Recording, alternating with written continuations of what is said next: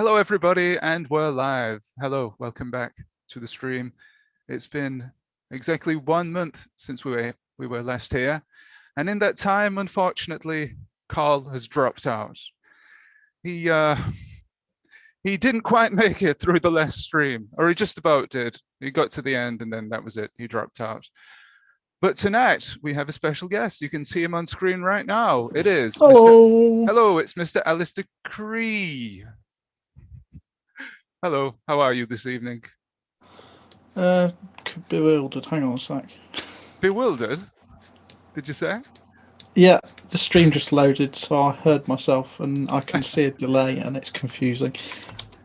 Well, guys, okay, we're just about to set up here, but I've got something fun for you this week. He says as he points his remote at the webcam. Oh. There's nothing to do with this remote. It's a special quiz. And, well, I'll put it up on screen so you can see it right now. Or at least in a few seconds when I've got it set up. Here we go. It's the Teletext Emoji Quiz. If ever you've done these before, you'll probably know that they're a lot more well done than mine, but hopefully between you all, you can get these. There are some very, very tenuous ones. I've deliberately put some sneaky ones in there, but there are some easy ones as well. So you should all get some at least. And while I'm setting up here and we're having a bit of a chit chat prior to the 7 p.m. start, you can try these out. We'll give you the answers just before the start of the stream. So that's in approximately 5, 6, 7 more minutes. And that'll be a lot of fun, he says. Right, so as I mentioned, our special guest is the creator of the Teletext Art, Weekly Teletext Art hashtag, Mr. Alistair Cray, as we sometimes call him. Alistair Cray, RC, Alistair Cray. But it is Cree, isn't it? I think I might be the one that's getting it wrong. Like, you know, last week I got Wim's name wrong. I thought it might be Vim, like the floor cleaner or whatever it is.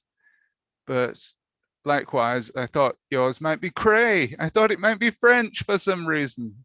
Is it? I've no idea. Oh. Okay. So it is Cree though, isn't it? Just to confirm. It is, yeah. Excellent. And how's my audio? Am I loud enough or too loud? Or? Well, I'm just going to turn up the second screen here and see if our volume levels are correct. Just bear with me 1 second here.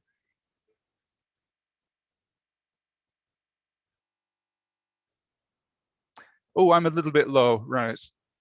So I'm going to turn myself up. See, that's why we do this setup, ladies and gentlemen, because I'm technologically illiterate. Generally, the idea is to test everything before you start streaming. Yes, that is correct. But we don't do that here on the Weekly Teletext Art live stream. It's sort of an unofficial Weekly Teletext Art live stream. We're stealing your name, appropriating it. The more work other people do, the better. Let me just check the volume again.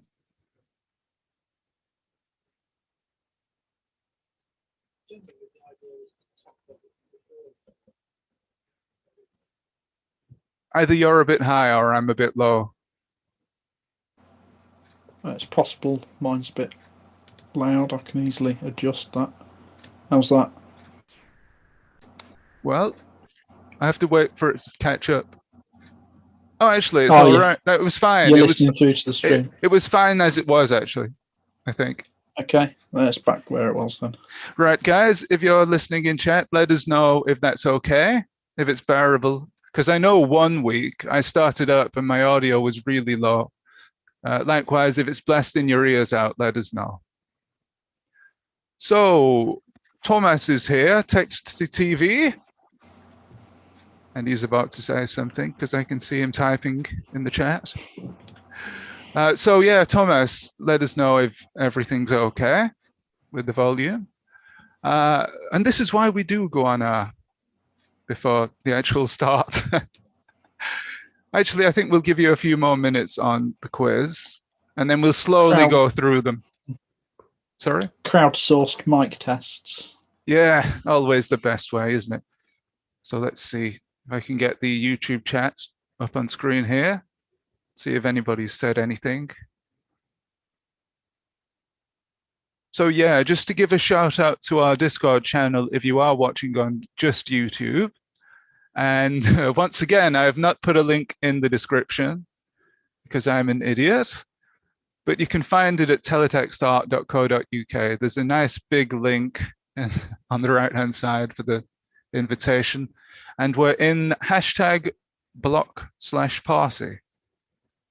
We've appropriated that, the block party stream. So incidentally, it's been 1 year since the Blockdown party. You remember that, Alistair? Yeah, I'm not convinced anybody's actually here, Dan. Oh yes, some people must Thomas be here. is saying he's missing out on the stream tonight. Oh, what a shame. That was the message. Well, what a shame. It seems okay, though. The volume seems okay.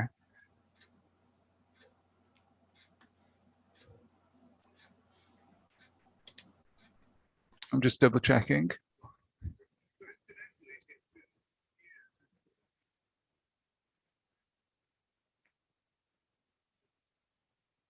Oh, so it's approximately okay. So I think we're ready to go with that. Okay. Yeah, it's fine.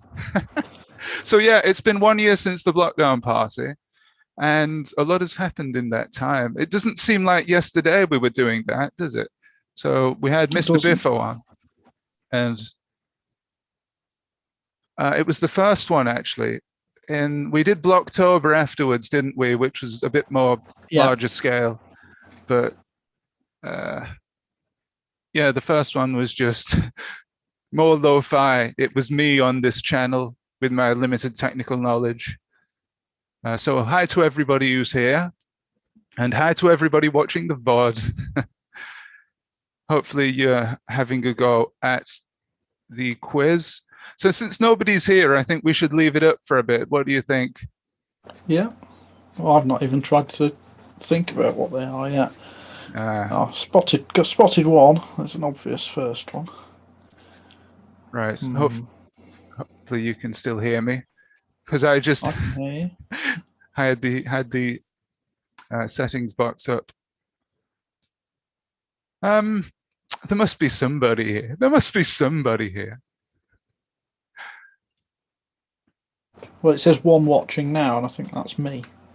Well, that's impossible because I'm watching as well. So it must be wrong. There could be 1 million people watching.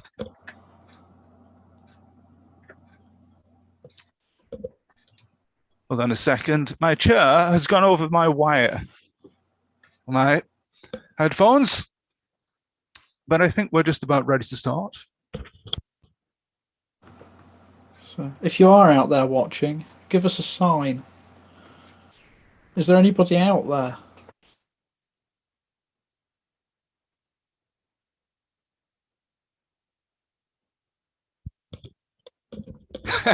I'm just watching myself on the playback, ferreting away to try and get my wire from under my chair. Brilliant. I think we might as well start. 7 p.m. Yeah. For the benefit of all those people watching on VOD. So hello everybody, and welcome to the Teletext Art stream. Now I would say it's the weekly Teletext Art stream, but it's not weekly. In fact, going forward, it's going to be a bit more inconsistent. But we do tonight have a special guest, and he's the originator of the hashtag weekly Teletext Art meme, as it were. Is it a meme? The hashtag, and it's Mr. Alistair Cree. How are you? I'm all right. Ah, well, it's good to have you. Yeah, I was going to say, long-time Teletext fans will remember that I tried to start a similar Twitter hashtag thing about 2.5 years ago or 3 years ago. and it had absolutely no interest whatsoever and died on its arse. So I'm pleased that it's taken off in a much bigger way this time round. So why do you think that is? When you launched the other one, was it pre-lockdown and COVID? So perhaps people are more stuck in their houses. It was 2 or 3 years ago, but I think I just didn't push it much. I put a couple of posts saying should we do this, and then didn't take it any further. Yeah, so and I think that was also the big difference. I didn't get involved either, did I? I guess the reason I didn't get involved is because I didn't have the time. But I guess people have a lot more time these days due to being in lockdown most of the time. So and I think having done the block party stuff, I've got a bit more bold at pushing things on Twitter. So I think that made a big difference because I've just kept at it relentlessly, whether anybody pays attention or not. That's always the way to go. If you just go yourself and pretend people are watching, like all those people that we talked about before that were streaming on Twitch to 0 or 1 viewers. That's somewhat relevant tonight, isn't it? Speaking of which, it says 2 watching now. That's me and you. But anyway, yeah, just keep on going because somebody will come across it at some point. I think Friday is an unpopular night, really. Thursday was more popular. It's a popular stream night, which is why I'm never here on Thursdays. Yeah. Well, I should say why Carlos is not here tonight, and that is because our last stream vanquished him for good. I don't know, the keen eyes, those with the keen eyes among you will have noticed that Carlos was shattered at the end of that stream, and I think he's a bit reluctant to come back, so we're going to have to coax him back on the stream in the future. Now, he's got other things on, seriously, real life things, so that's why he's not here tonight, and that's why it's me and Alistair. But we're just going to have a little bit of a chat here about Weekly Teletext Art before we get into the actual Weekly Teletext Art. So, what originally inspired you to do this, to launch this? I guess both first time and second time round. Well, the original incarnation, I can't remember what triggered the original drawing, but oh yes, I can. It was Steve Horsenberger had done an artwork. Somebody had asked for a typhoon, or a horse in a typhoon or something, and he'd drawn a picture of a horse flying an RAF typhoon. So I thought, oh, that's really silly. It's fun, and drew a picture of a dairy cow flying a tiger moth. And I thought, well, this is fun. It's a stupid subject. Why don't we have everybody try and draw an animal flying an aeroplane, any kind of animal in any kind of aeroplane? And a couple of people had a go, but it didn't capture people's imagination. So that's why I gave up, because I didn't get any attention.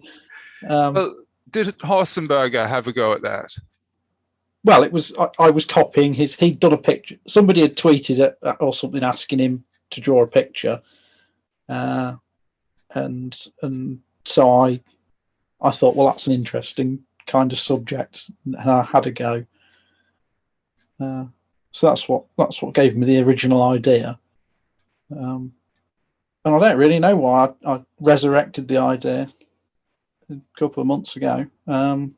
Whether I was sorting through my files and saw that cow and a tiger moth or something like that. I don't know. I can't remember. But I thought, everybody's bored. Nobody's doing much teletext at the moment. It seemed to have gone all a bit quiet on Twitter. There wasn't many new artworks being posted. And I personally could never think of anything to draw. I was always stuck for ideas and couldn't motivate myself to do any teletext. So I thought, if there's a random subject, that takes away the issue of having to think of something, because the random subject generator picks one for you. So it is a random subject generator. It's not. Well, it was the first couple were genuinely just picked straight off the first thing that it threw up on the random word picker. But as we go along, there's less and less of things that you can draw. So I'll set it to, instead of saying pick 2 words, 2 objects, or whatever, I say pick 10, and I just keep clicking through it until things catch my eye that you could put together. So it's less random than it was, but because it keeps suggesting, pointless things and the same things we've had before and so on. So it's getting, as the week's gone, it's getting harder to generate the subjects because the random subject generator doesn't take into account the fact that we've already drawn a telephone and a television and a candle and whatever else. Have we done a telephone? I can't remember now.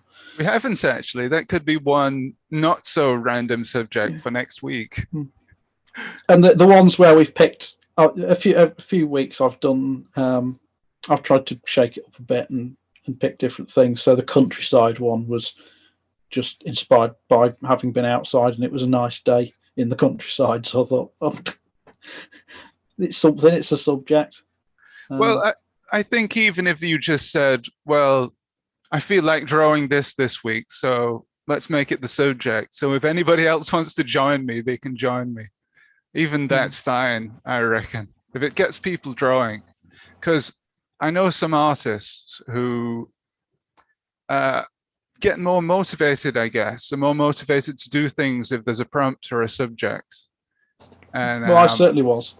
Like I say, that's what made me come up with the idea in the first place, really, because I would every now and then think of something to draw in teletext, but I couldn't really think how to do it. And if it's something I really want to draw, then if I can't get it to work, can't really do it justice, then I won't carry on with it, because I don't want to waste my good idea on a half good drawing.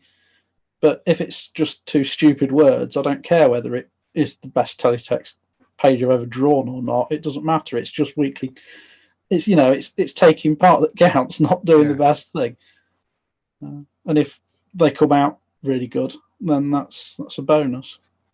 So it's just to get people making stuff, even if it is simplistic. Yeah, and especially people who aren't, don't normally do teletext art. It's been great to see people who don't often post things or have never really posted stuff up before joining in and posting things, because it got down to, well, like I say, nobody was really posting much at all. It had all gone a bit quiet, or it seemed to have on my feed. But yeah, I want to encourage as many people to have a go as possible. And again, if it's a stupid subject, you're not trying to make the best, the most amazing work of art ever, because you're never going to make an amazing work of art if it's, got to have a goose in it and a jet ski. They're not things that go together. So I think it's that my idea behind it was that it would encourage people to post things even if they weren't confident, like putting it up against other artists. And the point that it's not a competition, it's just something for fun that we all enjoy looking at each other's pictures. Because I think the competitions for the block parties and so on, people have been put off by the fact that it says it's an art contest. Yes. Not realizing that really nobody wins, or everybody wins, nobody loses. It's just silly, really. Yeah, I think we can take some inspiration from that for the next block party and just say it's like a little collaboration drawing thingy, rather than any contest or competition of any kind. We can take a little bit of... Yeah, the picking random things was inspired by the Cambridge block party. They did one, and I think you did one at Wigan as well, didn't you? Of mostly Steve and Raquel and you getting up to mischief in the corner, coming up with silly things to draw themed pictures on. So it was inspired by that a bit as well. The 2017 block party in Cambridge, Horsenberg, Steve and Raquel got together and decided they were going to make some artwork based on swan and pineapple. And I was too late to the party, so I did something after the weekend. But we did some little teletext games on the Sunday or the Saturday evening where some subjects were picked out of a hat. I think we did a couple of races, didn't we? You had 20 minutes or something to draw an artwork against the clock and things like that. Yeah. Which again, everybody, the room just went quiet as everybody concentrated. It was quite odd. Yeah, there's some footage of that actually on YouTube. If you look for Block Party 2017, I think it's pretty much the only footage there is. A little 3-minute package of stuff that I filmed on my camcorder, and then just bunged up on there afterwards, like 2 years afterwards, as it happened. But yeah, my favorite one was musical chairs, where you had 5 minutes to start a drawing, change to somebody else's computer, and continued that. And then once everybody had a go at everybody's artwork, we saw what was made. A little bit of a precast to the Mutley artworks that we do on these streams, I think. Mm. Yeah, I loved that. We should do that again at the next block party, the physical block party, whenever that is. Now, incidentally, while we're on this subject, the Chunky Fringe is supposed to be back this year. I believe at the beginning of September. September, yes, the 4th, I think. 4th. So the Saturday, anyway. Yeah, we might be able to do some stuff there, whether I'm there or not. I'm not sure if I'm going to be there or not, but we should be able to do. The block party editing server will be set up at some point, not too long before then, assuming that we've not had another block party in the meantime, but that's the only thing on the calendar at the moment. So that'll all be set up, and hopefully we'll have I'm sure David will set up an art contest for that and all his usual organising things. Yeah, David's really good, and can I say much better than me at organising these block parties. Yeah. Different people have organised the different block parties, because the one at the Tate I organised with the Tate, and then the one with Digitizer was mostly Biffo, but I helped a bit. And then the next one was Simon. Wow, it was Simon Rawls. Simon and Rawls Kieran. Sorted all the Cambridge one. Kieran O'Connell.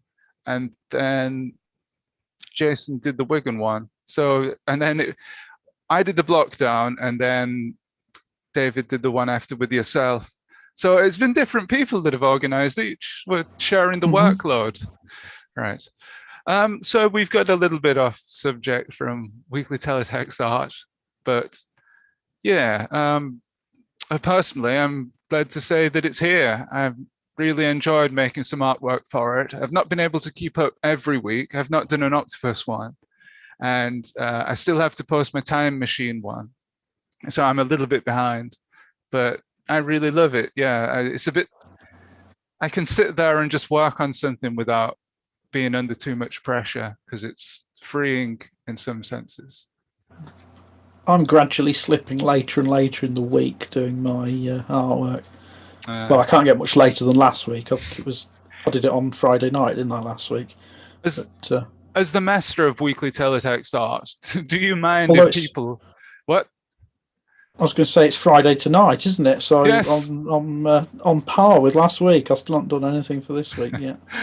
Well, as the master of week this week. I think you should allow yourself that as the master of Weekly Teletext Art. But do you allow people to submit stuff late, which I've been doing, sometimes 2 weeks late? People can post whatever they like on Twitter, can't they? It's not my. I'm not the police.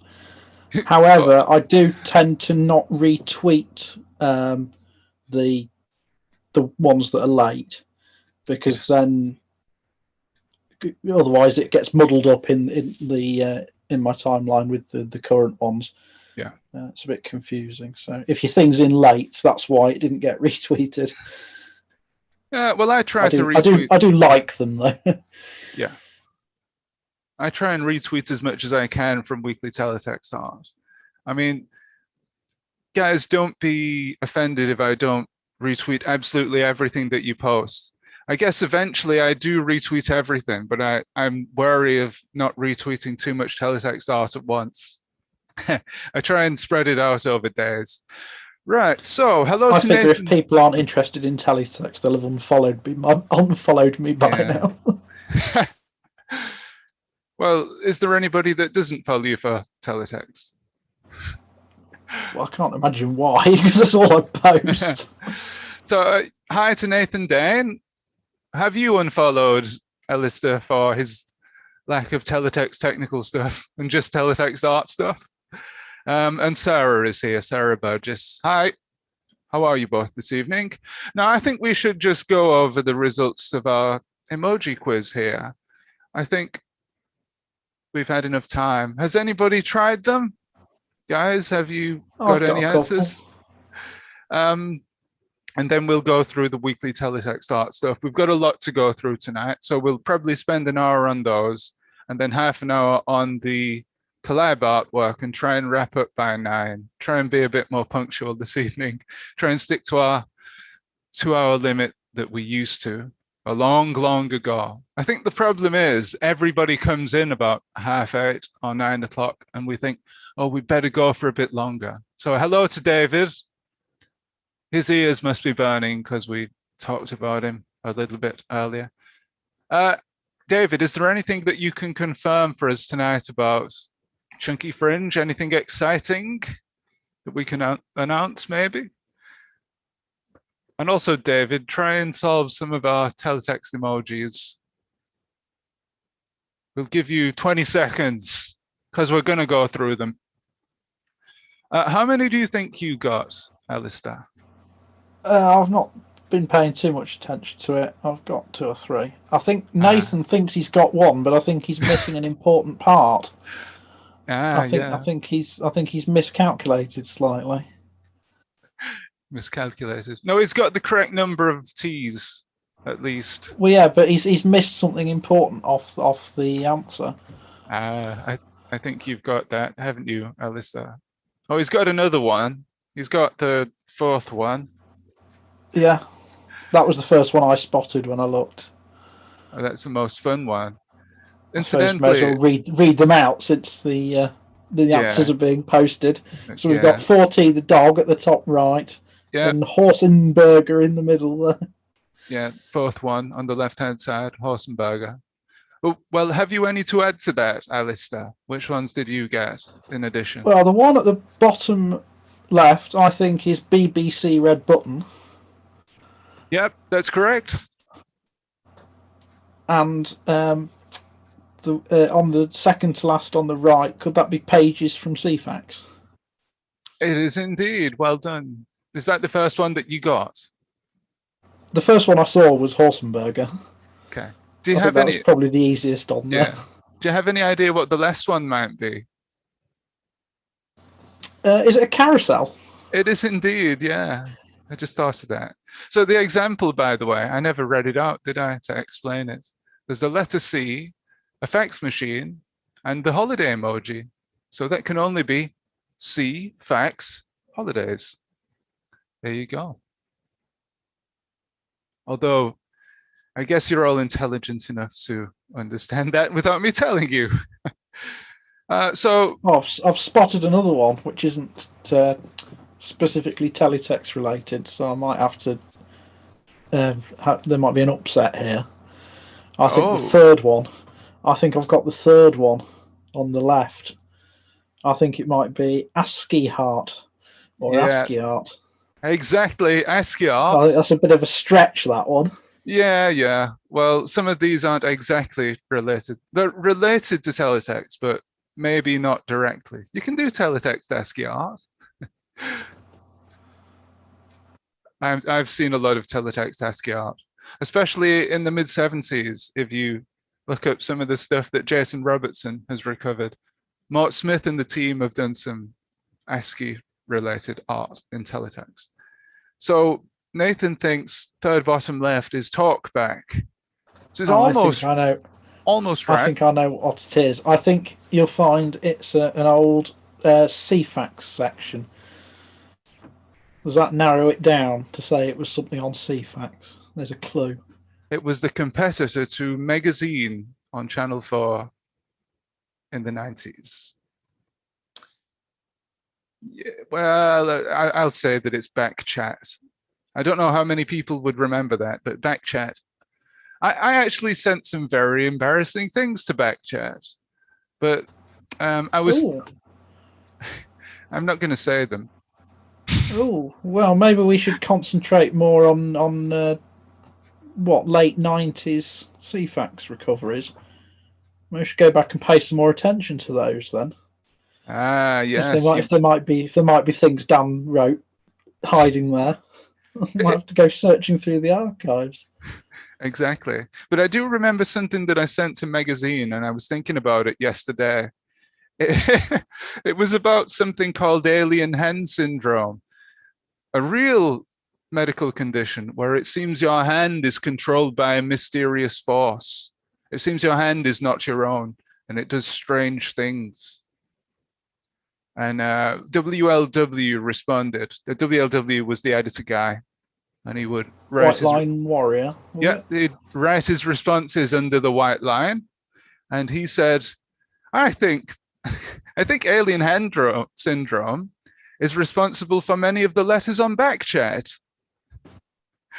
So there you go. That's Backchat. So any of the others? No advance on any of the others. There are some very tenuous ones. Very tenuous. Yeah, I'm struggling with some of the rest. Would you like to have a go at the one on the right? I think I've now figured out the second to last on the left, which I'd figured out what it must be, but I couldn't work out how. But that's got to be Minitel Rose, because it's the only thing with a rose I can think. And then we've got Etel Rose, but I can't understand the three, whatever those are. Well, they're supposed to be explain that one. Supposed to be men. So men Etel. Oh, Rose. men Etel Rose. I see. Yeah. I was trying to think of something more clever than that. Obviously. Yeah. Well, yeah. It could have been Paul Rose somehow. So what else do we not have? What do you think the second one on the left is? So that's a clock.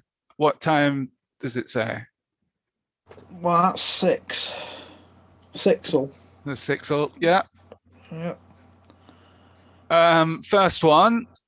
So you've got a fast forward symbol. So fast, and you've probably got it already. Eggs. Fast eggs. Fast eggs. Not a great one. None of them are great, to be fair. I mean, once you get past CFAX and BBC Red Button, you're a little bit stuck. Yeah. So what have we not got? I can't remember what that the green emoji is. I've seen it, but I can never remember what it is. Well, so I'm sure if I could remember what it was supposed to be, a picture of it might help. That's it. If I told you what it was, you would get it immediately. It's bamboo. Ah, bamboo. Bamboo pretzel.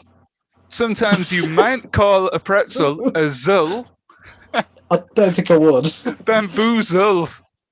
Bamboozle. So we've only got 2 more, I think, that we've not got. And they are the 2 in the middle on the right there. So you've got a club there. Well, club something. That symbol, actually, when you type in call on your emoji thingy, that's what comes up. So that's supposed to be call. I could have put a telephone up, but that's the actual call emoji. And it's club call. And the final one is underneath that. Probably the hardest one. Number-tized moustache. No. Number-tized moustache. What else could it be? You've got ties right. Does that help? No. Three syllables, and the middle one is ties. Actually, I think it's 4 syllables. So you've got digit, or digits, ties, digitized moustache. Digitizer. There you go. It's terrible. And on that note, I think we should just say goodbye to that because it's just so Move horrible. swiftly on to some artworks. So we hope you enjoyed that. I can do another one next time if you like, but considering how successful that's been, maybe not. Since you used all your ideas and then some already. David says, there is no Pretz, only Zool. Oh yeah, I could have put a picture of Zool up, couldn't I? But he's not an emoji, sadly. I could have broke the rules a bit. Sarah Burgess says, I never wrote to any of the teletext services. Sent a dodgy joke to Blue Peter once, if I remember correctly. What was that, Sarah? We'd love to know that. I'd love to know it. David W. Digitize jaundice. Oh yeah, because he's yellow, isn't he? He's a Simpsons type person. Those solutions were terrible, he says. More, please. All right. Well, what have we got, Mr. Biffo, to write some for us? Like some sort of quiz. It'd be impenetrable. Yeah, that'd be impenetrable, yes. All words from Digitizer that are nonsense. Yeah, well, I'd love that. David also says there's no new news, no new excitement from Chunky Fringe, really. Carl's going to be hosting the Teletext panel. There's your exclusive. Well, Carl's not with us tonight. He could have announced that. Emoji Quiz. Yeah, he got ASCII Art and Bamboozle, did David. He needs a virtual buzzer to press. Maybe we can have some sort of quiz at Chunky Fringe. We'll do a proper quiz, like Quiz Me Do, but worse. And with that, I think we should move on to the Weekly Teletext Art segment, which is what you're all here for. I see a few more people are here, so it's about time that we moved on to that. And here it is. We're going to start off with an animation that I did here from SimCity 2000. Now, you might think it's a little bit morbid that this city here is being melted down by the nuclear reactor there. But that's something that happens in SimCity if you don't look after your city. Have you ever played SimCity, Alistair, and people in the chat? Many times. Right. Which is your favorite version? I probably like 2000 best. Oh, yes. The traffic advisor's from. Yeah. He's actually he is the traffic advisor. Yes. Traffic, yeah. What happens is, if you do cut back on funding, Alistair, do you remember? Yes, he gets rather annoyed. So 95% funding for the roads, not enough. Anything less than 100%, he'll do his nut. Yeah, so, and did you actually regret putting the funding down? No, not really. It doesn't make any difference, does it? You get a few potholes and the cars drive around them. Yeah. Just like real life. Did they? I thought it just increased traffic. Well, yeah, they can't go on that piece of road, so they have to go on different roads. But I always build a grid system anyway, so it doesn't make much difference. You're always thinking about that. I always had one road. I'm a terrible city planner. You know what? I know. Well, I know an ex-city planner. Maybe we can get them on this stream one day. I've had them on a previous stream way in the past. Maybe they could come on and talk about SimCity. A let's play of SimCity on your YouTube channel. Yeah, we should do that. Have you ever seen those videos on YouTube, actually? A city planner plays Cities Skylines or whatever it is. Yeah, things like that. Yeah. Or an airline pilot plays Flight Simulator. Yeah, we should do that. Yeah. That would be fun. Anyway, chop. Chop, suey. You've got about 700 pictures to look at. So this is just some stuff we went over on the last stream. And here's a wonderful piece of animation courtesy Jarfishing, who, to me anyway, is very inspirational. Look at that. Look at that animation. I wonder what he makes these in. Is it Do you think they're on BBC Micro? Look at that, that's wonderful. I think it's been spoiled by Twitter again. It's always the problem posting animations on Twitter. You end up with frames missing and things. Oh, are frames missing? Well, it looks a bit jerky. I think there's frames missing and things in that, unfortunately. This is why I've given up posting animated GIFs on Twitter, because it makes such a mess of them. Well, I've actually just started posting animated teletext art on there, because this is the year I've decided when I'm actually going to concentrate more on animations, and it's directly inspired by people like Jawfishing, who have really got me into it, to be fair. If we slow that down, I don't think we can. You can freeze it. Oh, no, you can't freeze it. But you can see that oh yes, I have frozen it. The central frame is, I can't freeze it in time, impossible. But if I were to freeze it, you'd see that it's a series of text mode lines, the central frame, when it flips around, which I really like there. And also we've got foreground black, which we should always give a round of applause because it annoys Peter Kwan. Boo. Yeah, Jawfishing, always some of the best entries, I think. He doesn't get enough love, I think. You should look at this. It's only got 6 likes, whereas my Pence piece here had 90. So we should get him more love. Look at that, how wonderful that is. Nice piece of graphic art, I would say. Clean graphic pixel art.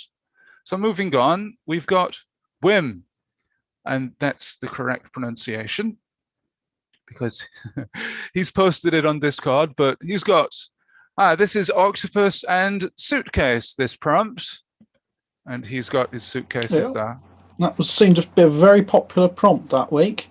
I don't know whether it was the prompt itself or just that everyone had time that week or what, but that's, I think, the most we've ever had was that week. Was it? Right. That's funny. Well, I've not been counting them up, but it just seemed like it from the sheer amount of things that were posted. Well, I didn't submit something, but yeah. Very characterful, this one. I like the cheeks, which are separated graphics, and below the sea as well, below sea level. It's a very tall octopus. Either that or he's standing on a very shallow riverbed. But I wonder where he's going on holiday. Where do you think? Well, if you were an octopus, you'd want to go somewhere not the beach, would you? That'd be a bit boring. So maybe a skiing holiday or something. Yeah.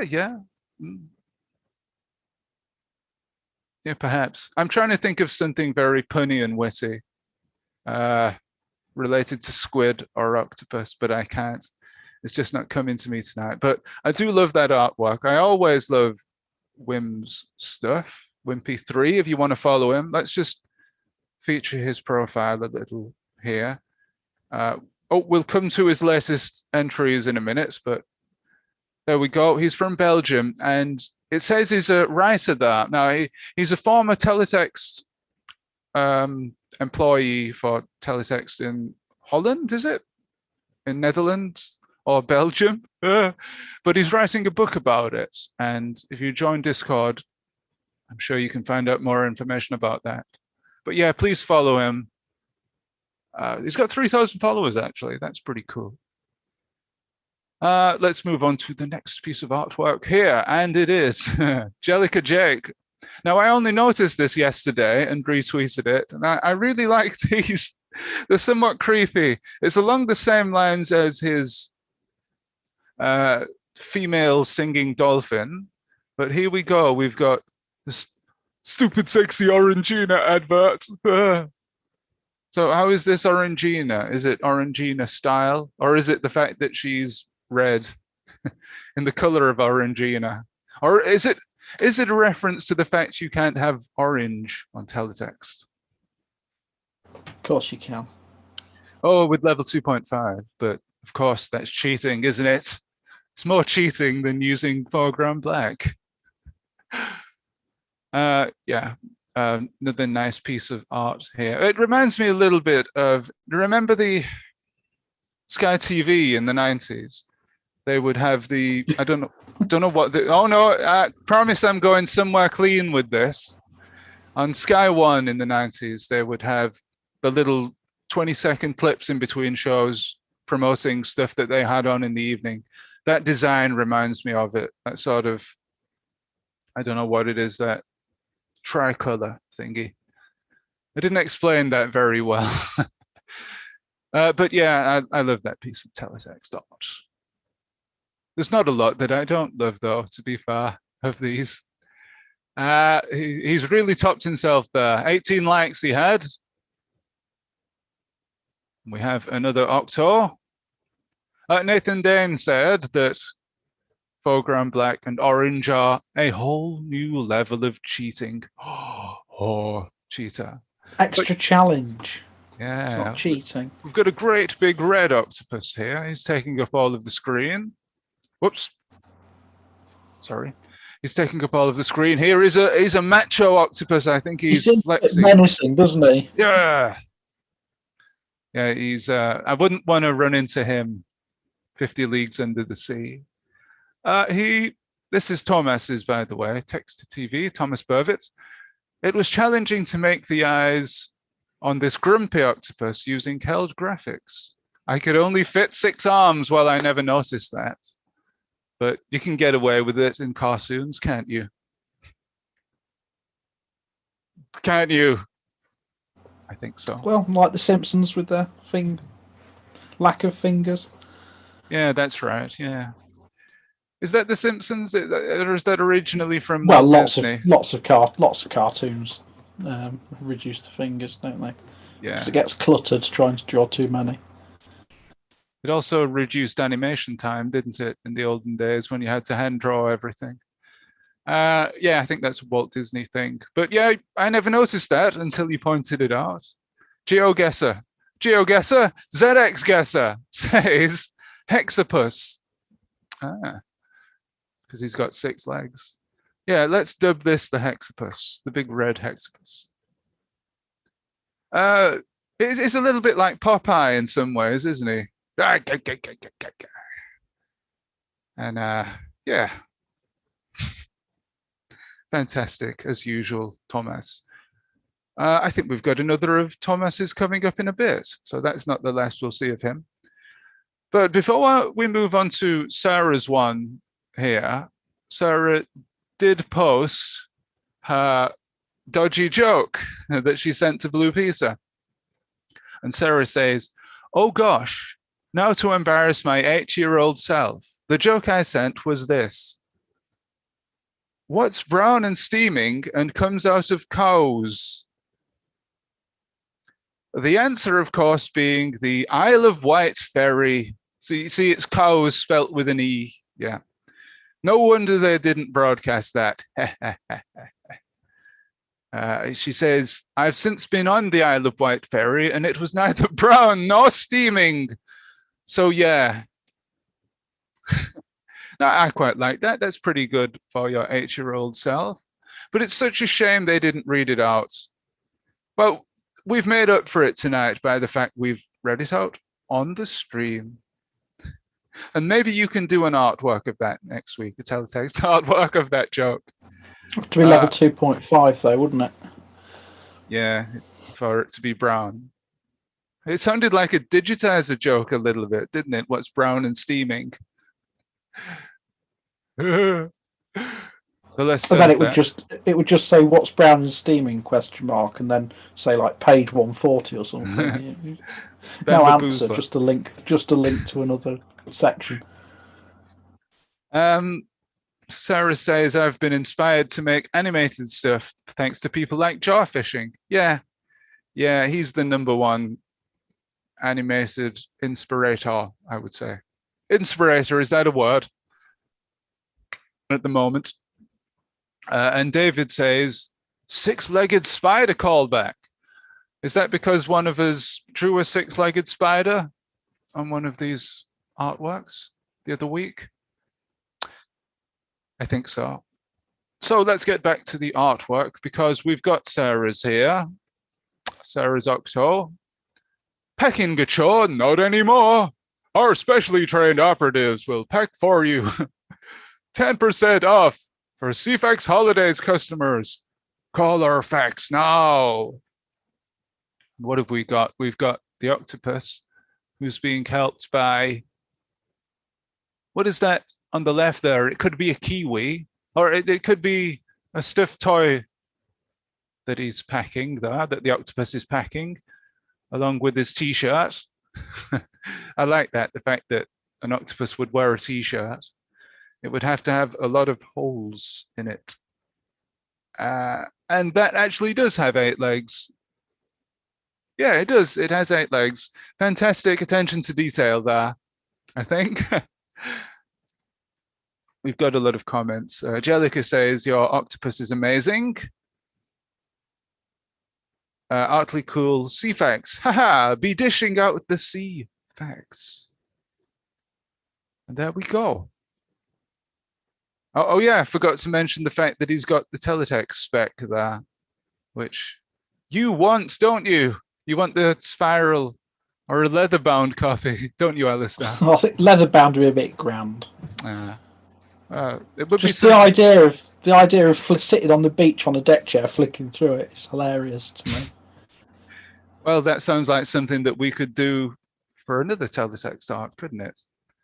We're coming up with all sorts of ideas tonight. I love that, by the way. Monochrome, not endorsed by CFAX Holidays, we must add. But yeah, monochrome, I always think that that looks pretty effective, which is why I've been doing a lot of it. Nice, cheap and easy aesthetic there. So this is the mighty ZXGuesser's entry. And look what he's got. This is my first entry. A proper teletext artwork drawn from out of my twisted imagination rather than just tracing things. That's very good. I tried to rack my brains trying to think of things that you'd have in an airport, but I've not been in an airport for 10 years, so I'm not really sure. Well, I don't know if anybody quite got what those the posters in the background were. Are they from old teletext services? Well, no. It was just supposed to be sort of holiday posters. Oh, but okay. The idea is it's those ones where it's a poster frame with like 3 or 4 paper posters inside, and every few seconds they whiz round. It's like a belt, paper belt, and it shoots round 1 page worth. So the one on the right is the poster on the left, sort of as it's whizzing up to show the next one. Oh yeah. Oh, but that's clearly cool. It didn't make sense artistically because I've had to explain it. But I presumably they don't have those anymore. Everything it'll just be TV screens everywhere, won't it? I think they still have them, like on the tube in London and things like that. Mm-hmm. I've seen them. We do have them where I live. They do still exist, so that's good. Yeah. They're not completely something from... They have them more in the city, don't they? Because they're more high maintenance. You have to keep changing the pixels inside them. You have to keep recreating everything in teletext and pasting it up.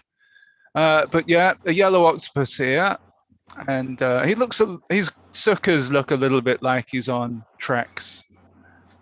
He's going along the elevator there, or whatever it is. What are they called? Travelators, I think they're called. Travelator. Anybody who's watched Gladiators in the 90s might remember the Travelator. Very, very hard to climb. But yeah, he's there on the Travelator. Good job nobody else is around, or they'd be very freaked out by the fact that there is an octopus. But where do you suppose... Yeah, we still need to know where he's going on his holiday, don't they? Where these octos go on their hulls. But yeah, I thought that on the left was a reference to CFAX Holidays. This over here. I was struggling to think of something I could put on a poster to fit in such a small space. Well, I think you've done. And also, it's got lots of hold there, so that caused a great deal of hassle trying to put things on the poster that could be wedged in with hold mosaics. I didn't think. If there's any of mine where you want to see how I did them, by the way, I'm set up to bring things up on screen. So I guess we could have a look at this one. if you wanted a look, not saying you have to. If nobody's interested, that's fine. Have you got any more technical ones to come this evening that we could look at? Well, I think everything I've done from this point on is annoyingly technical, isn't it? Well, how long would it take you to make these screens? For example, this one. I think I spent about an hour on that one. Okay. Well, you've really got that down, because if there were lots of held graphics, etc., that would take me a few hours. So, for example, I didn't even use any held graphics. Oh, here we go. There we are. Hold on. I don't know if you can make me big on Zoom or what. I shall.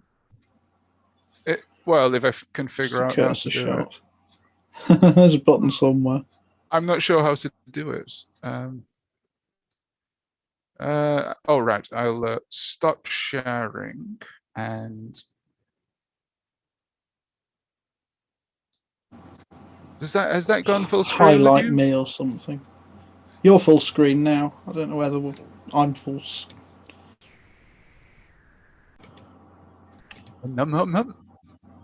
Oh, I've made it complicated. Sorry, everybody. It's all right.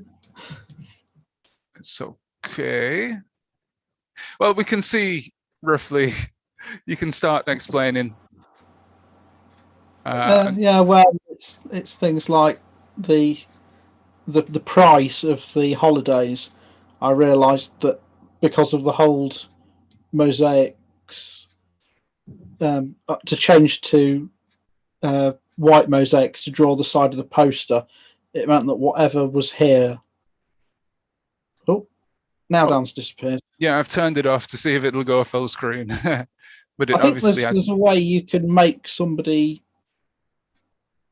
You can put one person's thing full screen, highlight them as a speaker or something. I don't know. I don't use Zoom, so I've no idea how it works other than having been guests on things. Okay, just go ahead and we'll. Yeah. So all the stuff down the right-hand column gets repeated by the whole mosaics. So I had to make the holiday price $2.99, for example, because it copies the same thing across. Right. That was mostly what there was on here. And like the edges of the posters had to be two. It had to have a double border because of the whole mosaics copying it. So I think you've become very proficient at making these very technical artworks now. Yeah, it seems like I can't do a picture without it having hold in it now.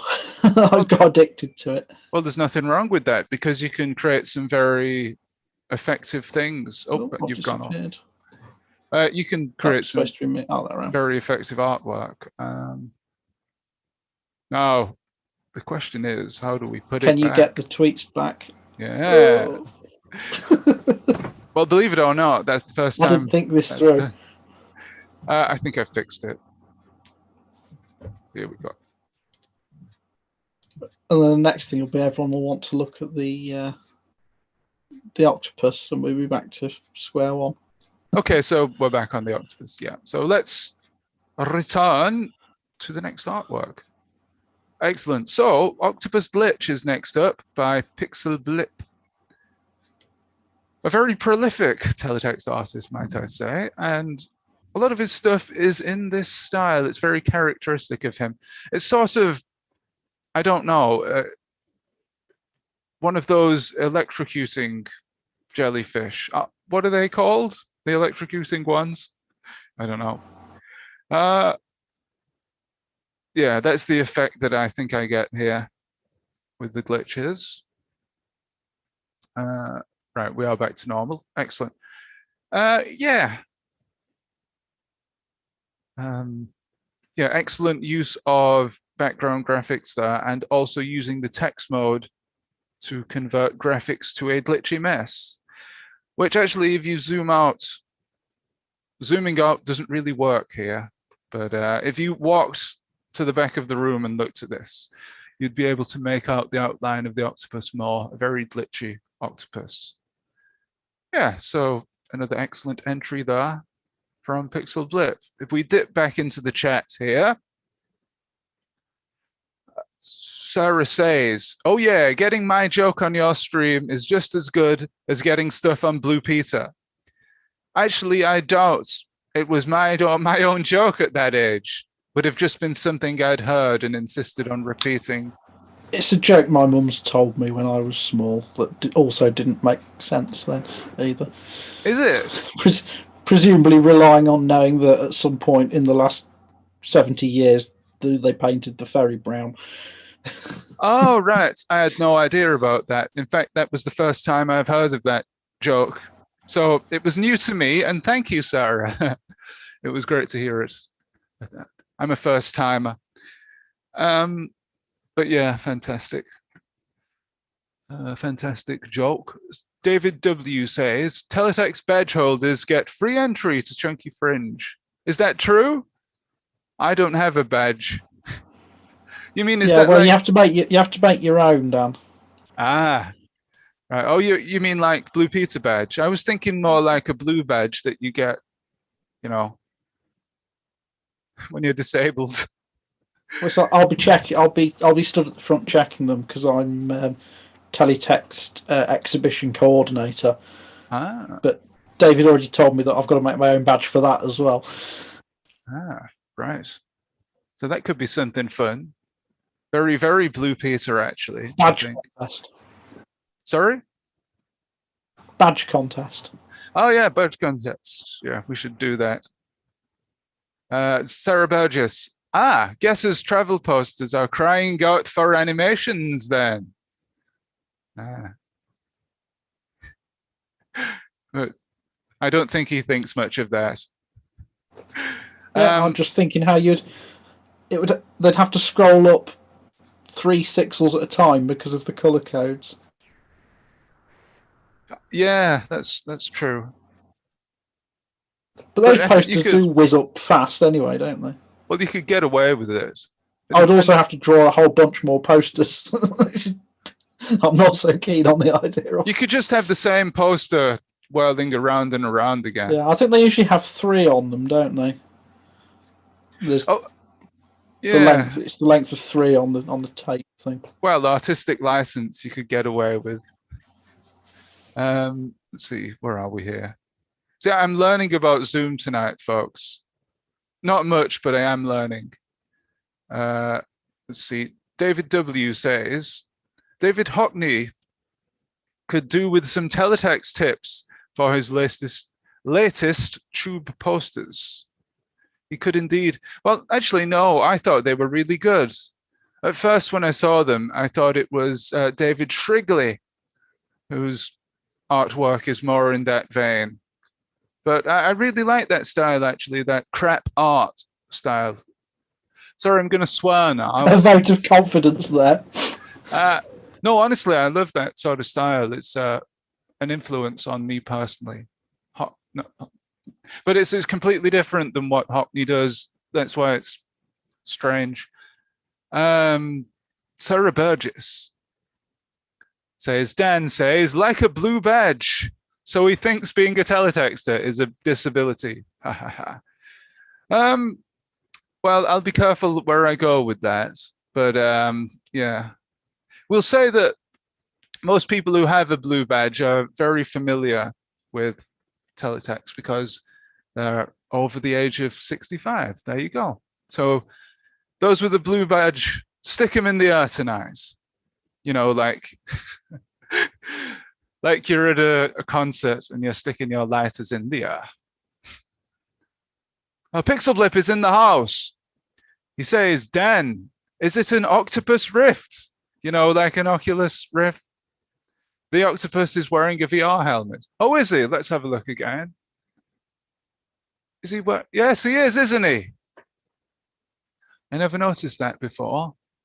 Ah, right. I guess you can sort of make that up. Octopus Glitch is the title.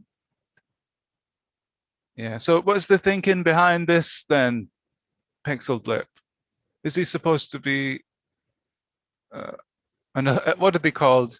Electrical jellyfish. What are they called? Is it the Portuguese man of war that stings you? Can't remember. Yeah, but it's an octopus, Dan. The Portuguese man of war is an octopus, though, isn't it? Or isn't it? It's a jellyfish. Oh, right. Never mind then. I think we better just move on, eh? What do you reckon? Well, it's 5 to 8. Yeah, we better get on with it. Let's get back to this. We'll whiz through these now. Andy Jenkinson, his first entry tonight, and it's a giant octopus. This one is terrorizing the lovely holiday resort of Innsmouth, Massachusetts. A Cthulhu. We've got behind the scenes here. Do I dare click on this? Oh, what's it going to be? Oh, right, here we go. We can have a look at the control codes here.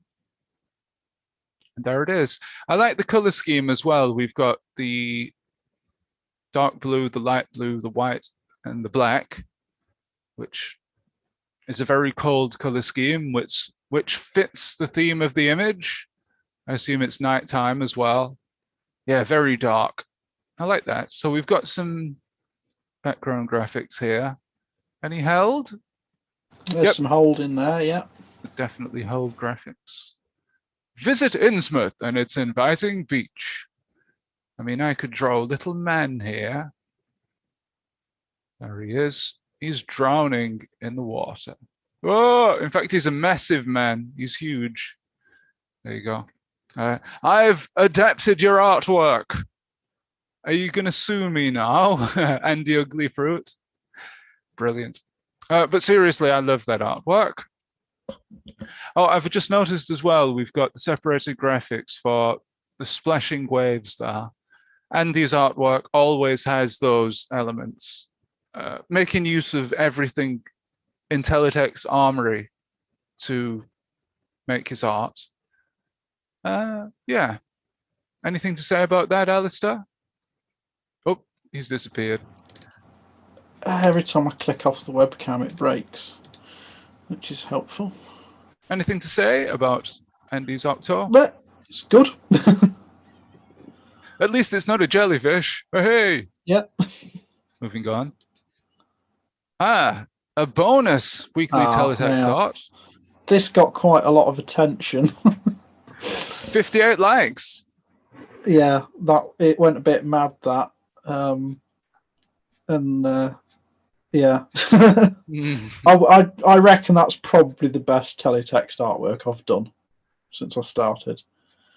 I spent about 4 hours or more on that, just getting every little bit of the coastline right, on the getting Saudi right, and trying to get Spain and Portugal the right shape and things. Can we have a quick look at the background, the behind the scenes page for this? Yeah, I was just looking at it, and actually it's not as interesting as I thought it was.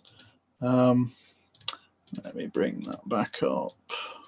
I'd just like to say, yeah, I'd agree with you that it is one of your best artworks there. Yeah, I mean, it's certainly the one I've spent the most time on. Oh yeah. It was one of those where, after an hour I had it basically done, but there were just bits I wasn't happy with, and I just kept fiddling with it for just seemed like forever. Pardon me. That one. So, there we are. Now we have the question of how to get it on full screen again. Wahey! That'll be fun. So yeah, what's the idea behind Enroll 39? Well, it's the what is it? National Reconnaissance Office. Something. It's a space mission, a US a spy satellite basically, and all the missions have mission patches designed for them, and they sort of paint them up on the side of the fairing of the rockets and things. So it's quite a well-known one. Okay. What happens if you turn on the character codes here then? So Magic. here's the control codes.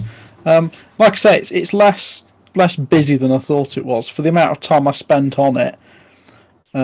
It's one of those where it's deceptively simple. It took me a long time to figure out all the hold mosaics around here to get getting the three colours in basically in all close together. It's very fiddly, but I mean it's easy to get three colours close together if you don't care what shape you end up with. If you see what I mean. Right. It was moving everything around, getting everything, all just in the perfect place. All of this area of coast, the sort of eastern end of the Mediterranean and things. I spent so long just tweaking things around here, and what's the water there on the between Asia and the Middle East, all bits like that. Just I was never quite happy with it, so that's what I spent most of the time on, just fiddling around the edges of continents and things. I think it was definitely worth it though. I like actually the contrast of styles as well. So we've got the cross hatching over here. I don't know if you can see my mouse. You can't, can you? Well, I'm like, pointing. yeah. The dithering here, you like. Yeah, that's it. The dithering. Yeah, I like that. And yeah, the shading also, that you've got. keeping the thin black line in here. Yeah. So because we've got the white for the suckers, the yellow octopus, the blue ocean, and the green land, that's 4. Well, it's 4 plus black into that tiny little corner. So it's just so much moving things around, changing a pixel here and a pixel there, and then it messes up the whole mosaics. So you click the codes off, and suddenly it's all gone wrong again. And that's what takes the time. Well, I think you can be very proud of that composition there, Alistair. I certainly am. Yeah, and I like the fact that you've incorporated the old Paul Rose, Horsenberger style there of the star field, but you've also got, in addition to the text mode stars, which are full stops, you've got the separated graphic stars and planets as well. Yep. Just adds a bit of variety. Yeah, fantastic. Right, so hopefully I'm back on screen.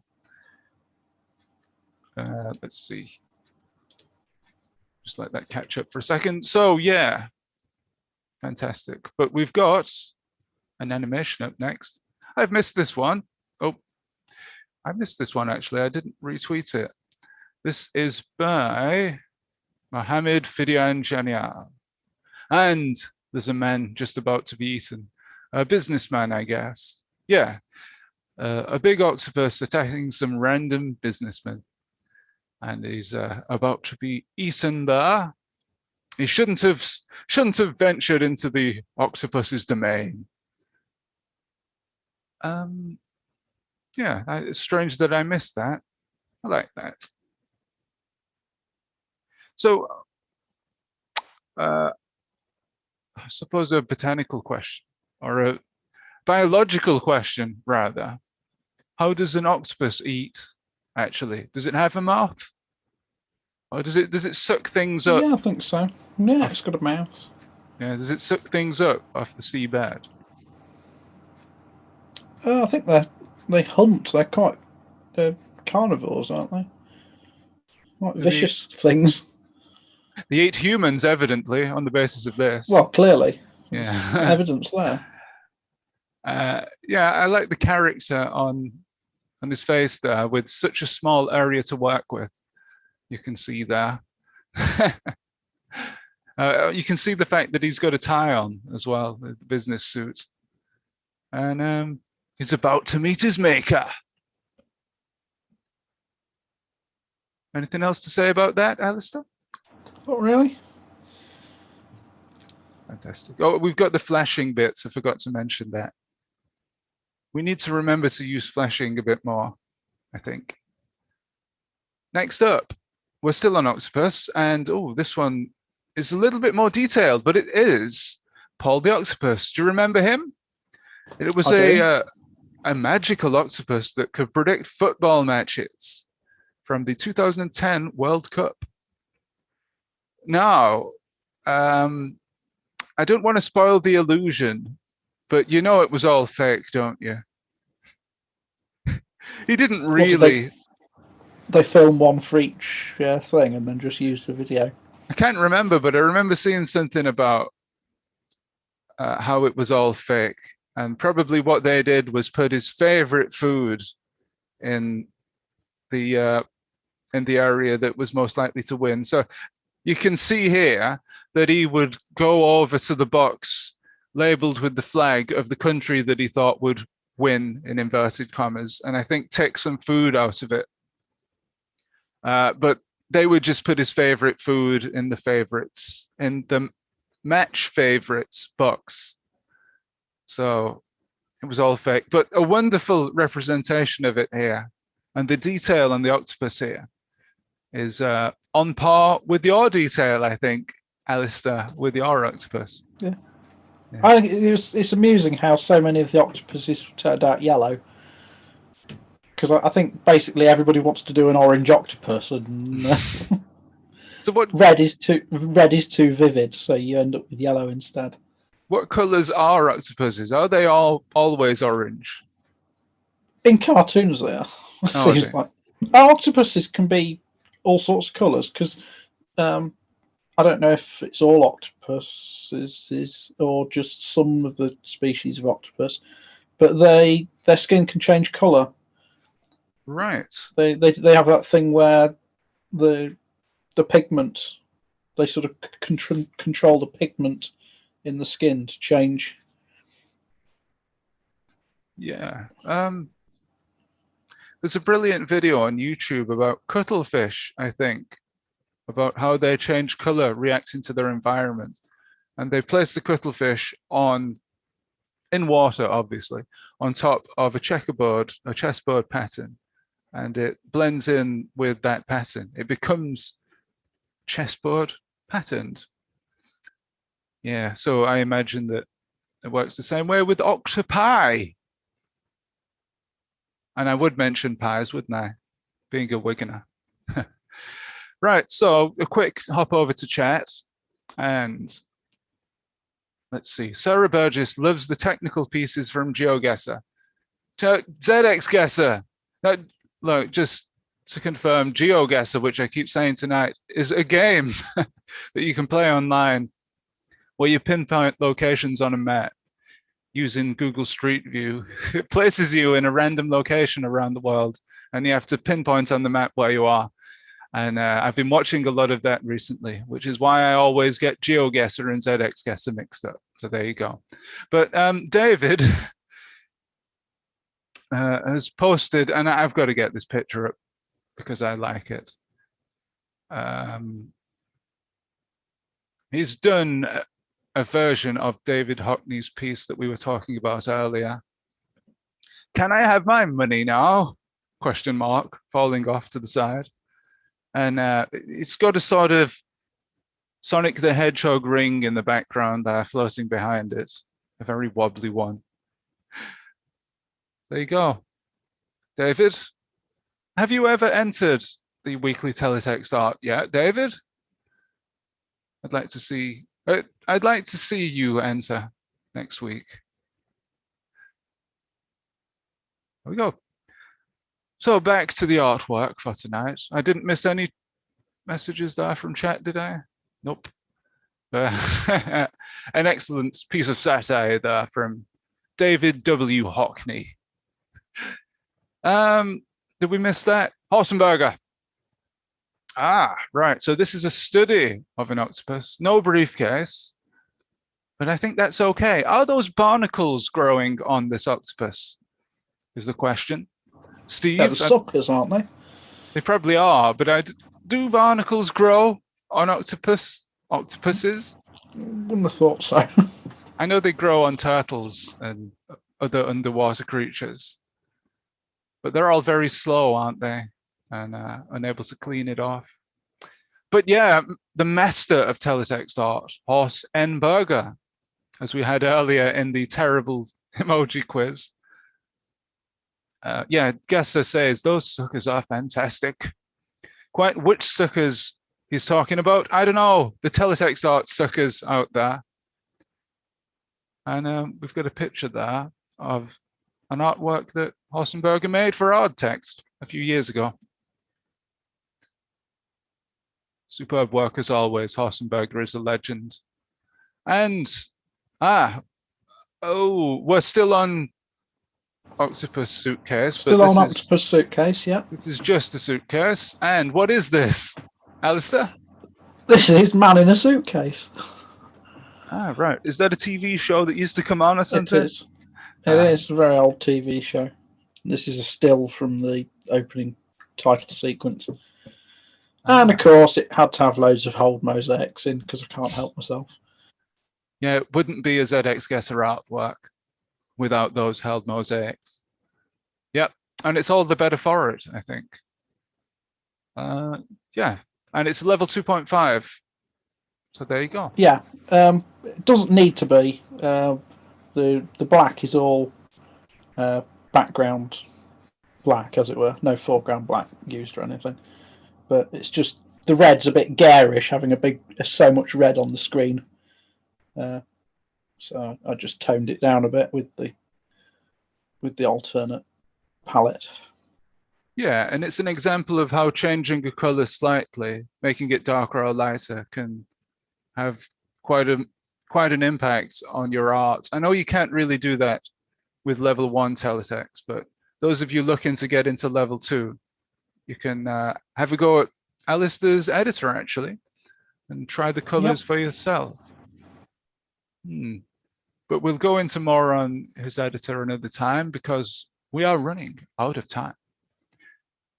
Back to the octopus, and it's another from Wim. A shadow-based one here, and once again, the ship is being taken under by the Kraken this time. So what's the difference between Cthulhu and the Kraken? Are they different legends? Yeah, I think so. Yeah. Kraken's an old nautical myth, isn't it?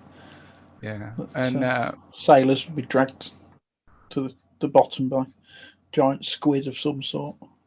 Cthulhu is Lovecraft, isn't it? Or something like that. Yeah. There's a whole lore. I don't understand any of it. I like the separated mosaics for the text. It's one. There was no reason to do that other than because you could, sort of thing, isn't it? To have a colour and separated mosaics. That's, you've got to. There's extra codes in there in that border. Well, I think with limited technical capabilities of teletext, a little change like that can it makes it so different, doesn't it? Yeah. It could so easily have just been yellow text, but with the separated as well, makes it stand out as something different. Yeah, especially looking through all the other entries, it is definitely separate from them with the separated graphics, of course. So thank you for that, Wim. And next we have SpongeBob SquarePants, I believe. Level 2.5 here. This might be a reference to a particular screen capture from a show or a meme. I think he's disguised himself as Squidward, hasn't he, by tying something around his face. Right. Yeah, I'm not an octopus, I'm Squidward. I think that kind of explains it. But there you go. I wonder what he's got tied around his face there. So Squidward is an octopus, isn't he? He's a squid. What's the difference between a squid and an octopus? One's an octopus and the other's a squid. One's food and the other isn't, I guess. It would have been a bit more difficult to do that in level 1, perhaps. Well, again, it would be the same thing, but you'd have red red pants and the sky and the grass, well, not grass, is it? It's under the sea, but ground would be just vivid and garish. Yeah, That's the main difference. It makes it a bit less eye searing when you can just tweak the colours a little bit. indeed. So SpongeBob does live underwater. I think it would be, and it is, a very good design decision there to wash the colors out a little bit, because you tend to think that's the way it is. Maybe in the cartoon as well, thinking about it. Maybe they are a little bit washed out, the colors. Moving on, a wonderful piece there from Fidiad. So we get to the point where we change to the giant theme, but I cheat a little bit and have a little circus artwork here. From 2 weeks previously. Yeah, I'm really far behind. Just to quickly explain that, Continental Circus is an old game from the 80s/90s, an old arcade game, released on a lot of the home consoles as well, so you might have experienced it in the past, ladies and gentlemen. And you can see that the F1 car is trundling along there at about 3 miles per hour, just like in the game, at least on the Amstrad CPC version. But yeah, I'm trying to steal some techniques there from the master teletext animators, who you'll see a little bit later on. But now it's Sarah's first entry tonight. It's Giant's Causeway, and I think this is actually one of my favorite pieces by Sarah. So Sarah's in the chat, so I don't know if she has any comments about it, any behind the scenes director's commentary. Yeah, it's very pop art. The thing I noticed is that 2 of the birds are bigger than usual. Yeah. In the foreground there. It's a departure from the usual V-birds. We still have some V-birds at the background, but we've also got some, what are these? What shape is that? Sort of, I don't know. Actually, it looks a little bit like, if you've ever seen, is it DuckTales with Uncle Scrooge? And he's got his piles of money that he dives into at the beginning of every show. It looks a little bit like that. But no, it's Giant's Causeway. And we've got basalt columns, isn't it? Basalt, yeah. Yeah, probably. But you probably know better than I. But yeah, I wouldn't go diving on those, even if you are Uncle Scrooge. So going back to the chat, Sarah is here. Let's have a look. David says, ZXGuesser evolved into GeoGuesser. Though come to think of it, geo-evolutions are more of a Digimon thing. Well, I have no experience of Digimon. No idea what you're talking about. Have you never played those monster-type games, Pokemon and nope. Geo monsters or whatever they're called? There is a Pokemon called Geodude, and that's what he's referencing. There you go. So Sarah says, behind the scenes, well, an anecdote. I was at the Giant's Causeway when they were recording songs of praise there. There might be more to this story because she's still typing. So you've experienced it in person. So is it as cool as you've made out in this artwork, Sarah? Is it as cool in real life? It can never be as cool as your artwork, I don't think. But how did it compare? It obviously must have had some sort of impression on you if you did a picture of it in teletext. Pardon me. Sarah says, someone I was with snuck in with the church choirs, but I was a goody two-shoes and quite frankly more interested in the cameras. Oh, right, the broadcasting stuff, the broadcasting side of things. Yeah. It's like when I was at the place I volunteer, the National Trust place, they had Antiques Roadshow episode there, and all the other people were trying to walk around, doing their litter picking and things, always walking backwards and forwards, trying to see if they could get into any background of any shots.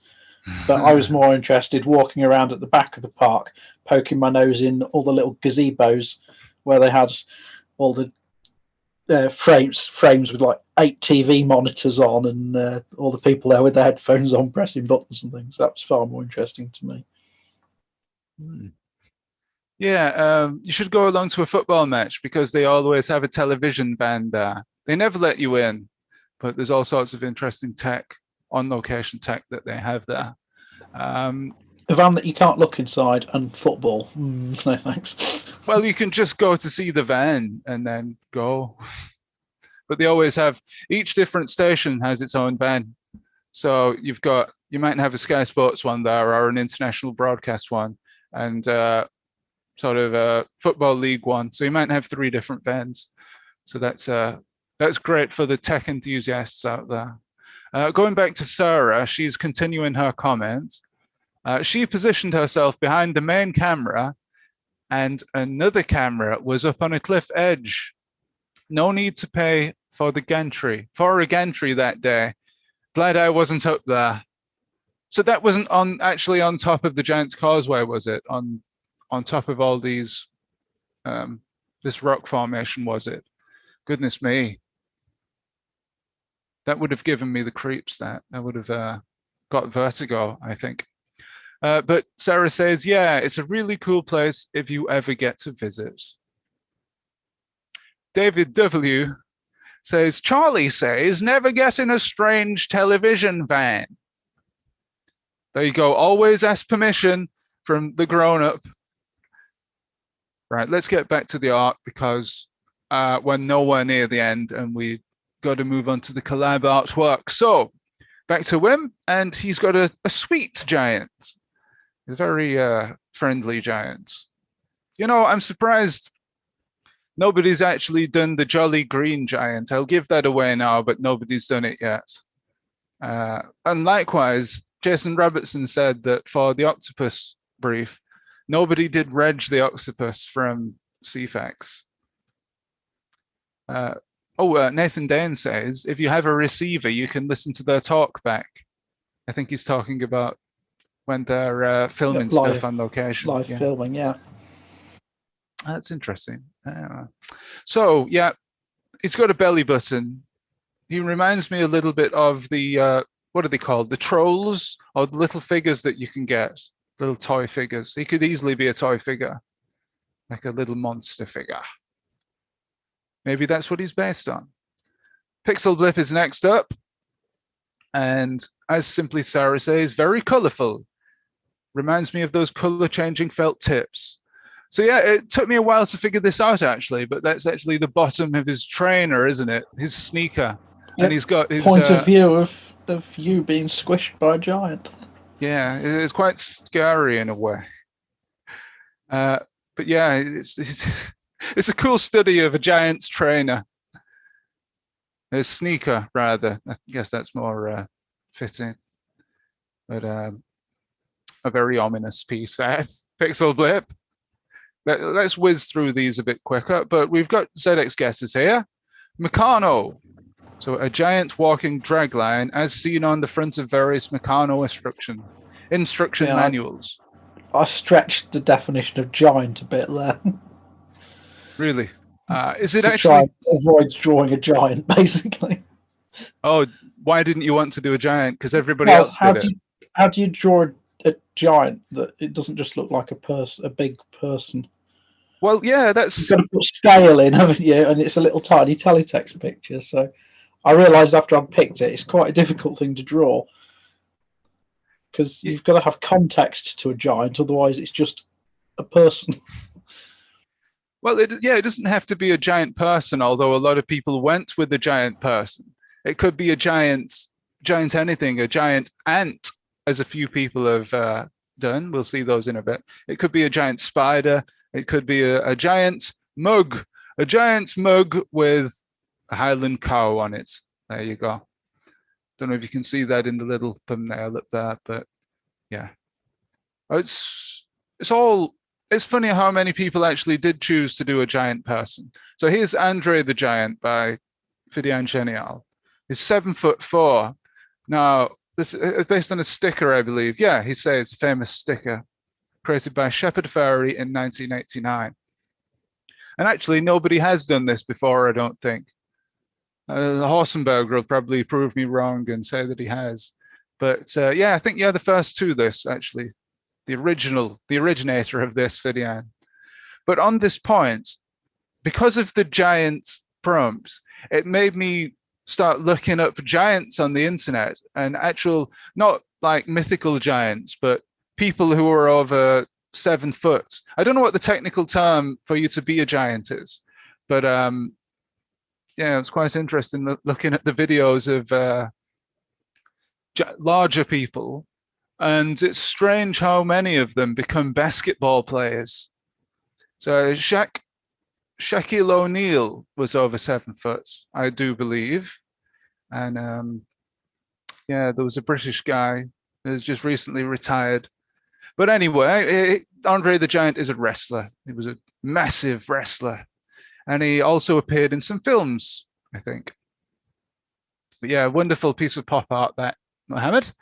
We've got Chris Young's giant octopus. Oh yeah, he's amalgamated the last couple of prompts. He may or may not have a suitcase underneath. But he's got giant tentacles there, and once again, he's very ominous. We've got There's two tickles anyway. Two tickles, yeah. Two tickles. There we go. Yeah, two tickles. But he's got background graphics here and foreground eyes, the white eyes. And I like we've got at the bottom here, I'll just use my mouse instead of pointing at the screen like that. I'll use my mouse. At the bottom, we've got the effects of the waves on the water. And the way that they're spread out makes them more effective. That's a top tip for you, ladies and gentlemen. If you imagine that the sound waves are a real wave, if you observe a real wave, you can see the direction in which they're going. It adds a hint of movement to your artwork. It creates the impression of movement. There you go, a little GCSE art tip for you there. But yeah, I like the color combination as well there. Red on cyan, contrasting colors there. Fidien Genial says, Shaq also did some wrestling. He did a wrestling match once. More recently, that's interesting. So he's a wrestler as well. The Shaq Attack. We've got the Giant from Andy Jenkinson here. Giant, rather. Up 2, 3, 4. Yeah, that wins this week's Weekly Teletext Art pun, I think. The pun of the week. Pun of the week. It's very well rendered as well, like all of Andy's stuff. Because we've got the juxtaposition there of the background graphics and the foreground. Have we got background here? Yeah, I think we've got some hell graphics in there as well. Very well rendered. Yeah, Giant, wonderful. Let's have a look quickly at the comments. Actually, we'll go to the comments later. We'll see if we can whiz through these in the next 10 minutes and then go back to the comments. Just a Dude has Giant Depression 001. And the Giant just doesn't feel like fighting today.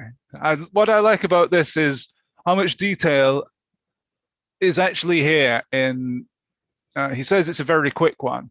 He's got quite a lot of detail in there, considering it's just rendered in 1 minute in little pixels.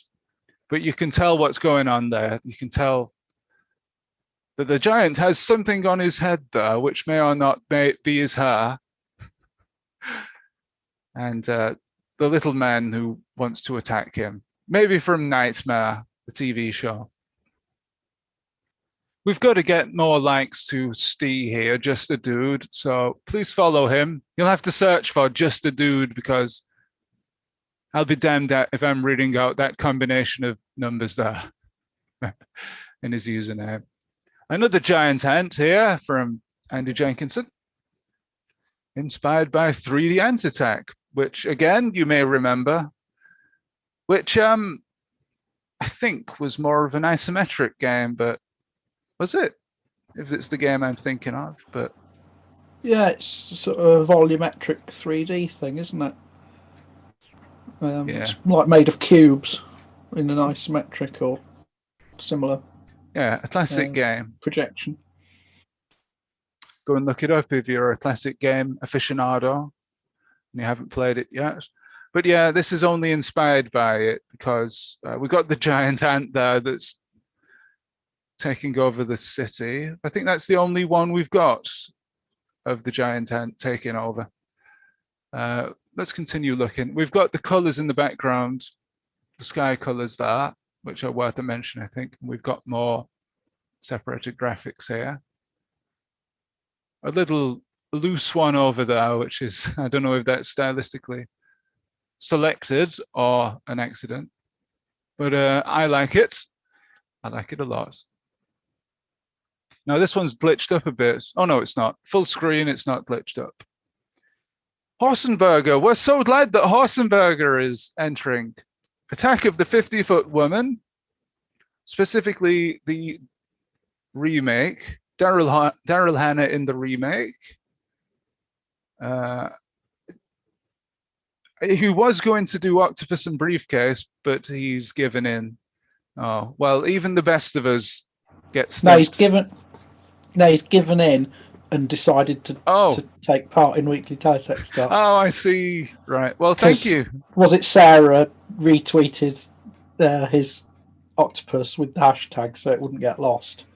So he's in now. Yeah. Well, it's wonderful that he's here. One day we'll get him on the stream as well. The teletext archaeologist himself has arrived, Mr. Jason Robertson. Hi, Jason. How are you this evening? Jason, do you fancy entering something for this? I know you've only made a few artworks in your teletext art history, but it's for anybody to enter. Going back to this piece, yep, it's typical of Horsenberger and his obsession with movies, but it's extremely well rendered, as is typical for the horse. That's like the Hoff, I guess. The horse. Moving on. Right, so who is this? I'm not sure. It's the Giant. I'm guessing his nickname is the Giant, or he's in one of his films. I'm assuming it's a film star. In one of his films, he was a giant. I don't know, but looks like a cowboy or something, doesn't it? Yeah, that's what I was thinking. Jason said he's not good enough to do teletext art. Well, to be fair, neither's anybody else. And if you look at it like that, it makes it a lot easier. So if you pretend that nobody else is any good at making teletext art, that somehow makes it easier. But yeah, if anybody knows who that is, let us know. And if it's a good representation of them. Let's see. No comments on that yet, but here we've got Telopus by Pixel Blip, a crossing of teletext and octopus, I do believe. Any comments on this, Alistair? Not really. Really? Well, lots of bubbles, I assume, the O's. Yeah, and he's actually used.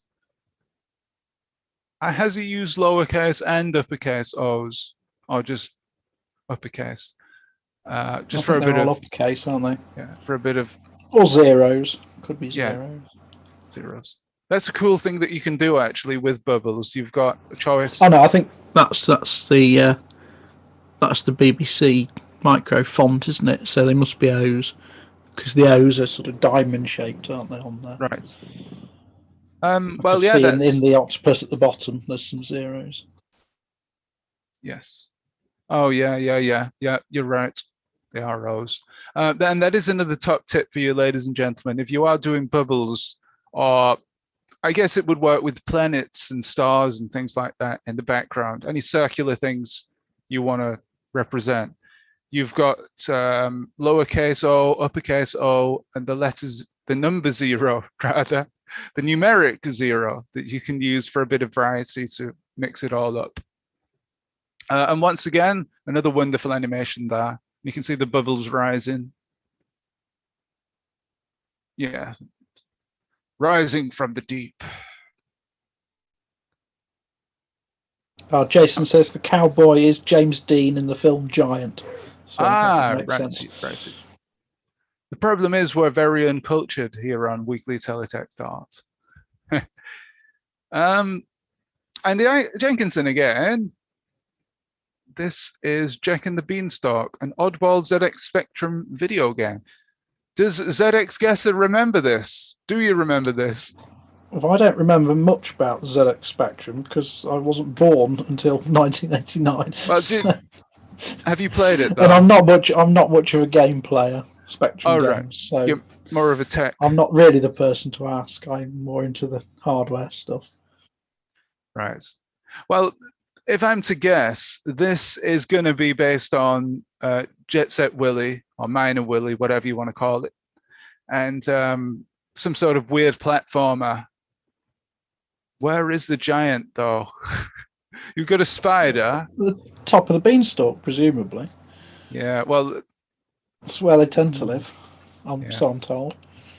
Yeah. Do you remember the Weetabix ad with the giants and Jack and the Beanstalk? No. What did he say? I can't remember how it went. No. I don't know why I was thinking about that the other day. No, I can't remember. Fee, fi, fo, fum. I smell the blood of... I can't remember what it says. Right, let's move on from giants. If anybody remembers the Weetabix ad, please let me know what it said. Google it for us. We're moving on to the next prompt now, which is Time Machine, last week's prompt. And first up, it's Sarah's watch. I think you could call this a time machine, she says. Yeah, a little bit Back to the Future-ish, isn't it? In some ways. Imagine if you had a watch where you could, hold on, here is my watch. Imagine if this watch, you could travel through time on it. Well, you can, Dan. Can you? You can travel forward. Forwards, mainly, at the same speed as everyone else. Indeed. We're all time travelers. Wouldn't it be funny if someone did an artwork of just some man sitting at the table having his breakfast or something and explaining in the comments or something? It's just a man traveling through time like we all are every minute of every day. We've got the ZX Spectrum style loading screen stripes as well. They're always great to see. But here's Jellica Jake's next entry. 15 pictures that prove time travel is real. Images from secret NASA files. Righty. So if anybody wants to go through time, travel through time, that's all you need to do. Find a wormhole, jump through it, and you'll appear in the year 1972, before teletext was invented, I assume. But there you go. I like the little men on the right-hand side there. They remind me of the humanoids that you see in those space films, the aliens, the like tall alien thingies. Nathan Dane says, I thought of doing something VHS related, the Teletext Time Machine. Oh yeah, of course, because you can travel back in time with the VHS recoveries. Here is a time machine that looks a little bit like a TARDIS, a more traditional sort of time machine, shall we say. Is this the time traveling toilet from Day of the Tentacle? I'm not sure, but it looks like a rubbish bin a little bit. But then I think most time machines tend to. There we go. Yeah, flashing. Let's have a look at these. Have we got flashing attributes here? I think we have. Yeah, we have. It's not just 2 frames of animation. Having looked it up, it looks nothing like that. So I don't know where my brain got that from. Oh, well, it actually looks like, you know, when you go to... It's the art style, I think. Yeah.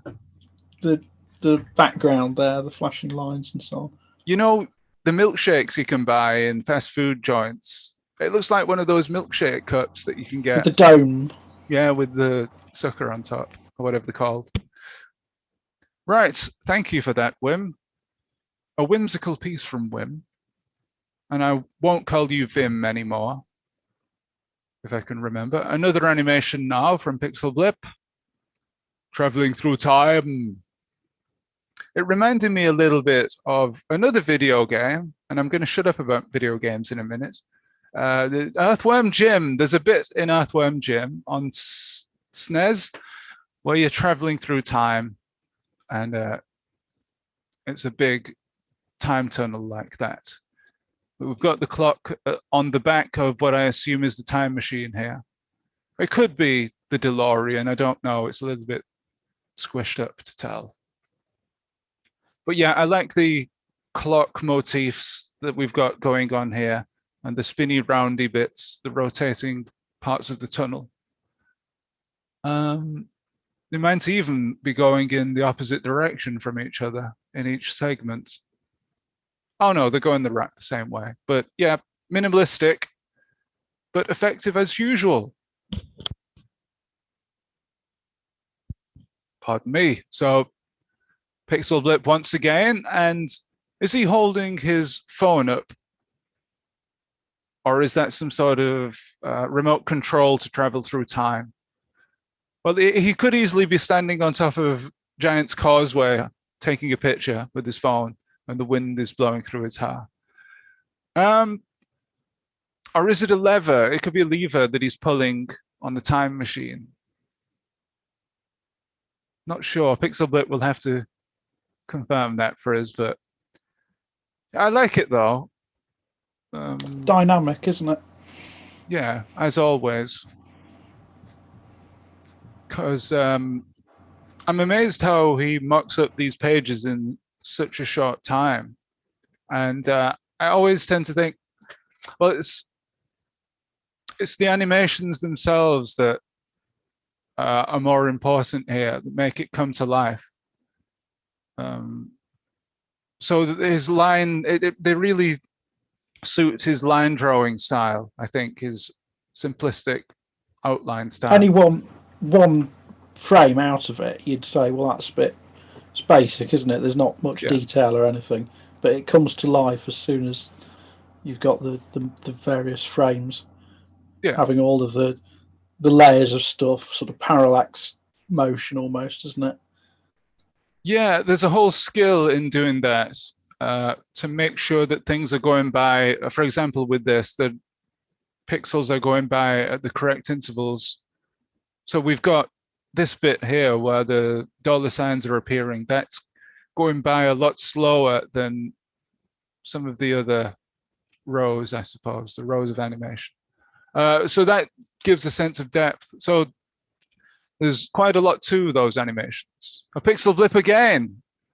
And this time, I think he's having a mess around with the new font settings in Telepaint, the Teletext Art editor. But my comment isn't there. I've put that I really like the composition on this, the composition of the letters. But yeah, BBC Basic in the top corner. There. Let's have a look. 1983 to 2001. So traveling forward through time from, I think, what was 83, I wonder? BBC Basic, something to do with BBC Basic in 83? Yeah, BBC Micro, wasn't it, in 83? Oh, right. Yeah, of course. So now we have another of ZXGuessers, and he's over here, so he might be able to explain it a little bit. Oh dear. Well, this is an obscure by the fact that nobody seems to remember it from me posting it. Sci-fi show called 7 Days, where they had it was a CIA guy, I think, got brought into this secret government program where they built this time machine, and it could travel back in time 7 days. So Yeah. when there was some disaster, there was a terrorist attack or somebody was assassinated or something, he could travel back in time 7 days and try to get there to stop it. What I liked about this, that made it different from most time travel sci-fi stuff, is that this isn't like a TARDIS. It's just a time machine. It doesn't travel through space. So they fire up the time reactor or whatever nonsense it's powered by, and it travels back in time 7 days, but it stays in exactly the same place. But of course, the Earth is orbiting the sun, so the time machine stays where it is and travels back in time 7 days.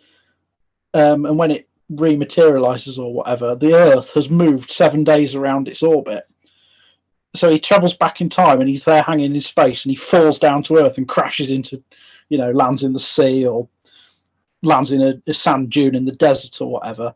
So he's only got 7 days to stop the thing from happening, and part of that is he's got to get from wherever the capsule lands, because of course the Earth's rotating as well, so it's not just doesn't just drop on top of the facility where the time machine is based, because the Earth's turned and moved, so it falls down somewhere else on the surface of the Earth, and he's got to get there in time to get to wherever the disaster or the terrorist attack or whatever is in time to stop it.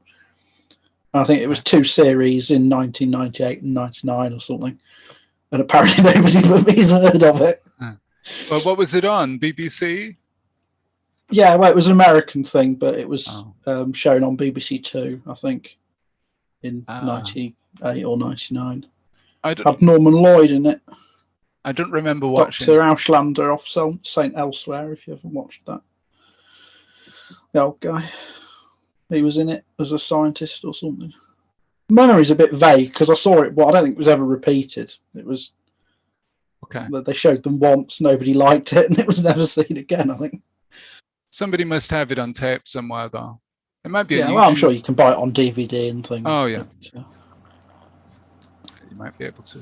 Okay, it was a bit obscure. I was expecting more people to go, "Oh yes, I remember that," and nobody did.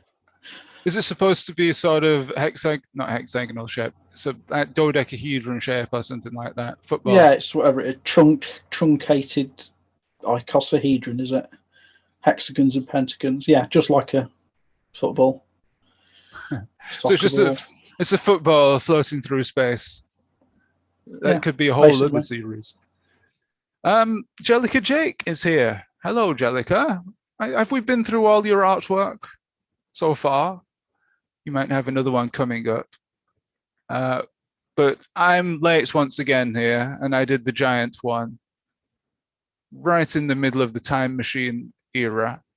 But the cool thing about this artwork, I tagged in the guy who played the giant. This is incidentally the giant from the TV show Nightmare, the kids' TV show from the 80s and 90s. There was a giant, and he would say, "I smell the blood of a stumblebum," and then you would have to somehow get out of the room without him sneezing, otherwise he would dead you, as he put it. But I tagged in the guy who played the giant, Edmund Dane, there, and it's quite cool that he liked it. So thank you, Edmund. Thank you very much if you're watching. Jellica, we've gone over 2 of your artworks, I believe, so far, but we can go back to one of them, or we could skip forward to one while you're here. But yeah, once again, it's just a 2-frame animation, simple, that I've been messing around with, how I can make a static image that was always meant to be a static image move, I guess, even if it's only got one other frame of animation. It's just trying to work more animations into things. Let's just skip forward a little bit. Well, we're not on to Goose yet, so let's just finish off these quickly. So we've got the time machine from Doraemon by Fidian Genial. And now I made the comment, it's not here, but I made a comment that it looks like an old view data terminal with a shower head But actually, oh, where is it? I wish I could get this up here. Right, so I said, is it a flying carpet with a shower head? And Fidian said, originally the head was a blinky light thingy-majig, and the ground was a solid board. So it's another new interpretation of a time machine, the one that he drew. So it's a little bit different from the one on the show. Just pardon me.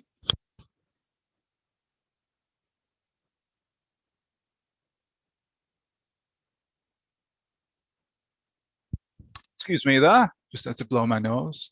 But yeah, you can see that in teletext, it's quite hard to squeeze all the little details and all the things that he's got on the original time machine. But he's done a very good job of it there. We've got the major things. And by the way, when I said it looked like a shower head, that wasn't any detriment to yourself. It wasn't supposed to be saying that you're bad at artwork. It's just saying that, I mean, the original looks like a shower head as well. So you're just recreating that. You know what I mean?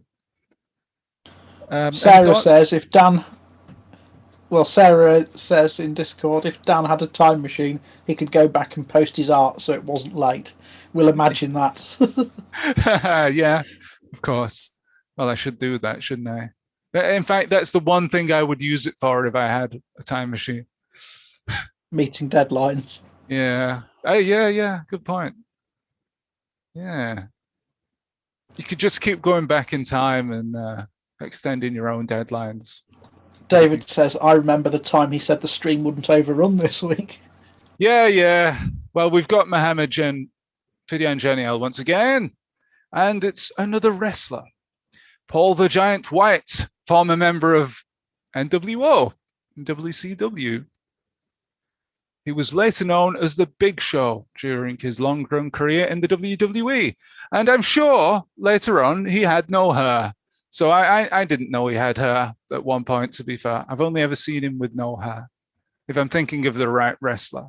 But this is another excellent artwork, Fidian. And I used this actually in the promo for this show. I hope you don't mind, because I think it's one of the best submitted in the last week or two. The expression on his face there has come across really well in teletext in such low resolution formats. Yeah, so this picture just works incredibly well, I think, in teletext. If ever you have any thoughts on these artworks, ZXGuesser, just jump in. I'm just going to quickly whiz through these. We're up to GOOSE+JET SKI, which is the current theme, and we have this by Jellica. Hello, Jellica. Hello. He originally did this when the Untitled Goose game came out, I think. Do you remember that? It had CFAX in it, or teletext. It did. Yep, CFAX. And he's we know which page it was as well. 302, was it? 340? I can't remember which but we know exactly which page. It was a football result page, because it was one they'd obviously found on Google image search as a reference. So you could tell like the length of the words on the page match the screenshot of Did they? CFAX. Right. Yeah. That's interesting. I don't remember that, but wouldn't it have been funny if they found the CFAX Holidays picture and used that and put that in the flipping game saying, do you remember CFAX Holidays? But regarding this artwork, very characteristic Jellica with the little stripes in the background. Stripy backgrounds. Yeah, the pastel colored stripes. And I just noticed honk, flap, swim, fly. So I assume if you press the different buttons on your remote, the different colors on your remote there, you get those actions. There we go, colors, there they are. You get the different actions within the Untitled Teletext Goose game. So cheers for that, Jellica. Here is a new one though, Fabulous Goose. And he's, no, Right, what I like here is we've got the red boxes in the background, the red stripes, to offer a hint of movement there, just a little bit, and nice little study of the goose as well. So this is the idea that I had, actually, just to have a goose spreading its wings. I've just given that away, but that's probably going to be my entry when I eventually do it in Look forward to seeing that in July sometime. 5 weeks, yeah. Made this one very quickly, yeah, but quite well done for a quickly done artwork. But yeah, trying to think what this reminds me of here. This very, very sort of 80s, 90s style where you have just the blocks of color randomly placed, or strategically placed in the background. So we're nearly there now. We've got 2 more. And we've got another goose from Wim, a cartoon goose. Now, I'm not sure if he actually is an existing cartoon or he's been made up for the purposes of this artwork, but I quite like him. I'd watch a cartoon. It's sort of with him in it. It sort of looks like, what's his name? Quack Quack? The duck. Oh, hold on. Unable to contact YouTube. I hope the stream hasn't gone down. So, yeah, chat disconnected. Let's have a look. Oh, right. I might disappear in a minute because my internet's gone down. I think. The stream still looks live. So, ladies and gentlemen, if you encounter any problems, it's my issue. My Wi-Fi, I think it's just the Wi-Fi because I'm still going. The Wi-Fi has gone down, though. So I'll not be able to read your comments. But we can still continue. Are we still online, Alistair? It seems to be. All right, the last one, and then we'll see what's going on. Yeah, we're still on. Fidian Genial. It's just me. It's just my Wi-Fi has gone down. It's a good job I'm connected to Ethernet. But this is Shang Tsung from the mighty Mortal Kombat. And I think this is from a meme of some sort. But yeah. I can't remember if his arms and legs are that small, though. Maybe they are. Oh, I'm back online, I think. Hello again, everybody. I'm back. Just a little blip at Chez Farimond. Your goose soul is mine, and you will be next. Yeah. The detail on his forehead that I really like. And a little bit of cross-hatching or checkerboarding. What's it called? Dithering as well. Dithering, I call it. The official name. And that is it. It's 9 o'clock, and somehow we've caught up with everything up to now. So we're running half an hour over, but thank you to everybody who submitted something this week, and indeed in the last month, actually. That was a month's worth of artworks.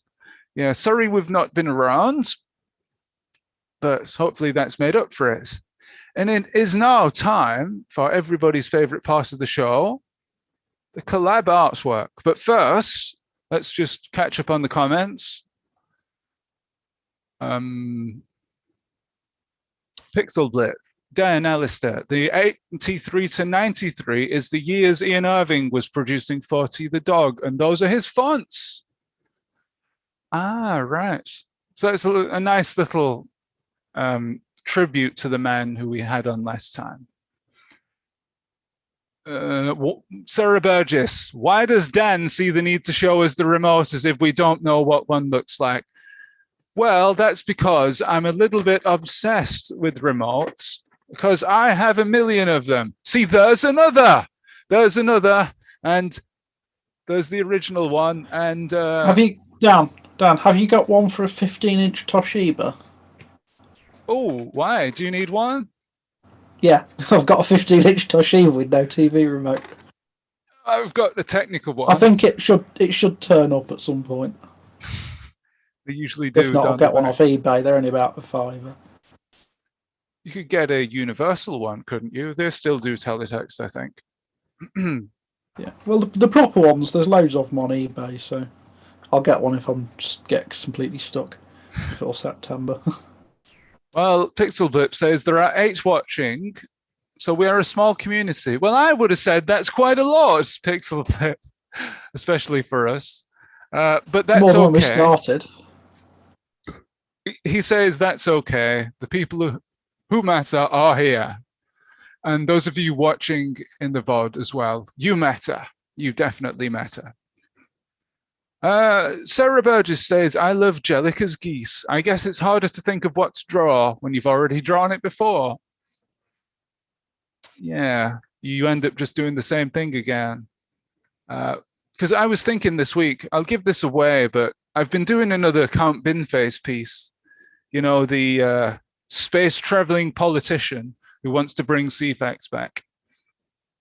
And I started making it thinking, this is going to be all brand new. It's going to be a new pose, one we've not seen before. But when I finished it, I thought, hold on a minute, this looks exactly the same as the previous one. And guess what? It almost did. So it's hard to drawing the same pictures over and over again. but it's the same, but better. You see, I've made it a bit better this time. He's doing the victory sign rather than that. So David says, is it time for a collaborative drawing? Indeed it is. Muttley is always there when other things break, he says, except when Muttley breaks itself. But yeah, you're right. It is time for a new collab artwork. We're on page 123 of Artifacts tonight, and I'm just going to post that in the Discord for everybody in #BlockParty. Discord. I always call Discord Disco. Like it's some sort of a horrible dad joke or something, but I've posted the link if you want to head over to that and see. Oh, by the way, in case anybody has not seen the teletext emojis, there they go. There they go again. You can, I wonder if I can get both up on screen at the same time. But we've got page 123 of Artifacts. We'll switch over to them a little bit later on. Those again. Jellica Jake says, I had my job yesterday and I'm feeling a bit mysterious. Oh, that's an interesting way to describe it, I think. But yeah, let's jump into our collab artwork, shall we? Let's see if we can make this into widescreen so you can see it a little bit better. GeoGuesser, somebody's putting. Well, I hope I've at least recommended GeoGuesser, a brand new game, to some people tonight. Go and play it. It's wonderful. I like it. Yeah, happy 1st anniversary Blockdown Party. We all already mentioned that, didn't we? It was about a year and 2 weeks ago now. We've got the instructions on screen this week. There we go. Escape to enter edit mode. Use cursor to select a cell. QWASZ. Read them quick because they're going. Caps lock for bless through letters. And what's being drawn here? Is it a giant, perhaps? It's a great picture. Somebody, I love the fact that somebody has removed the border there that I had put on immediately. Let's see. There we go. Righty. Have fun, ladies and gentlemen, with our collaborative piece. Oh, it looks like you already are. But another fun activity for you all is the emoji quiz. Oh, there it is. I'll put it on screen for a few minutes for those who didn't see it earlier. And then we'll switch back to the collab artwork in case you want to have a go at it, because some of these are a little bit tenuous. Actually, it's in the... A little bit? Well, guys, actually, it's in the Block Party server, the Teletext Discord Block Party server. If you want to go and look at that, I've posted it, and you can have a go at it. I don't think anybody's spoiled anything, so yeah, the answers will be in the video on demand for this stream, and I'll give them again at the end of the show if you want us to. But jumping back to our collab artwork, what is the theme? We don't really have one, do we? We're just going to draw. Have fun drawing. So who's I crush your puny and It's a ghost. What is it? A big monster. The guy on the left there has got a giant fringe. It's not quite a chunky fringe. A quiff. It's more of a quiff, isn't it? We did Where's Wally last week. Is he going to come back this week? You know what? I think Captain Midnight should come back. Captain Midge as well should come back.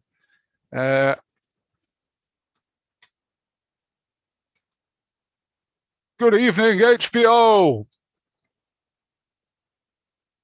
It's the te. It's the fart work. Fart work we'll have to have because it doesn't fit. Fart work. Righty. Oh. Ah, Sarah Burgess has done an orange vote. Oh, right. I need to mention this. Has Sarah mentioned this yet? No, I don't think she has, but I'll mention it anyway. Approximately 1 year, let's get the right screen up. Approximately 1 year ago, the BBC did a feature called the Lockdown Orchestra. And it was a collaborative piece where people could send in video clips of themselves singing or playing the song, You've Got the Love. Who did that? Was it Florence and the Machine? I can't remember who did it, but You've Got the Love. And Sarah submitted a teletext artwork to go along with it because they accepted art as well. And it was shown, it was actually shown on the BBC. And you can still go and look that up. If you look up BBC Lockdown Orchestra, you can find the artwork. Now, if Sarah could post that for us, I'll put it up on the stream. Yeah. Sarah, if you could, sorry, I've just seen your message. If you could send that to me on Discord, I will put it up on the stream for you. And everybody can see what you made. Well, let's just refresh YouTube chat because it collapsed when my Wi-Fi went off. It is back now, though. I crush your puny instructions, GeoGuesser. Pixelbip says, we can see your bed, Dan. It's okay. There you go, my wonderful bed. Right. Let's get back to this artwork. Ah, he's got his Pride t-shirt on, or his Pride jumper, his multicolored dream coat, or whatever you'd call it. Is somebody going to give the dude a face? Do you mind if I give the giant a face? Would you get mad, the original person who drew it? Just put it back if you're mad. No, he's going to look a little bit like a creeper, I think, from Minecraft. Can you still hear me, guys?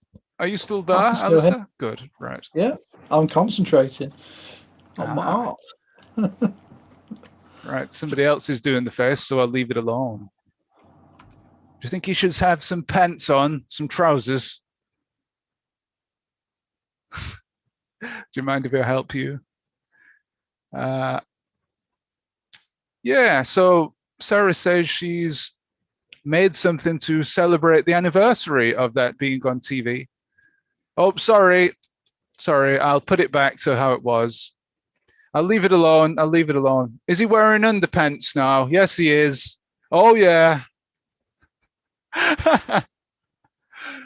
Brilliant.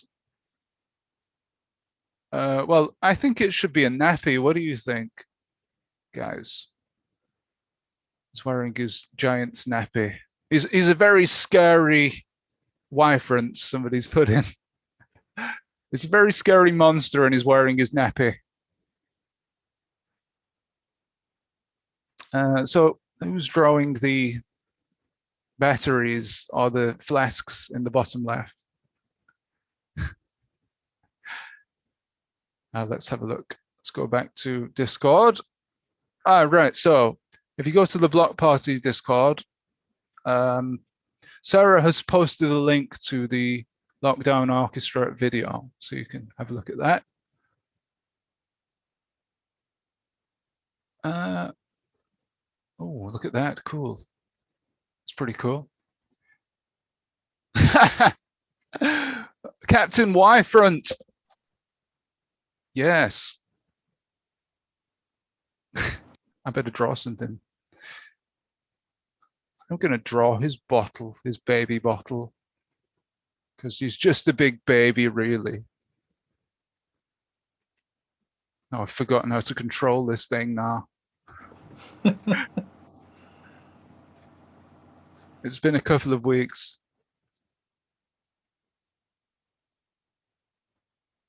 There we go. Captain Y Front, the teletext version. Oh, flashing attribute. Let's see.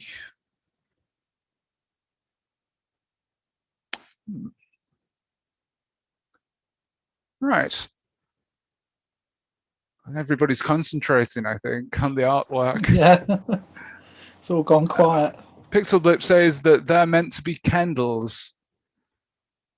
Actually, my bottle here looks a bit like a candle. It's not supposed to be. Okay, let's see.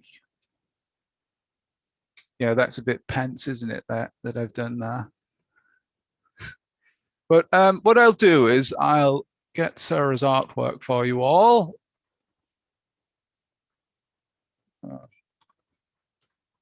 So pardon me 1 second.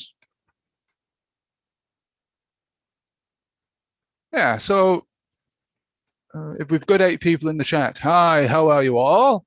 How have you been doing? Thank you for all your submissions to Weekly Teletext Art. Hope you've got something planned for the Goose and whatever comes up after that. Don't forget the jet ski, though. Everybody's concentrated on the Goose so far. Yeah.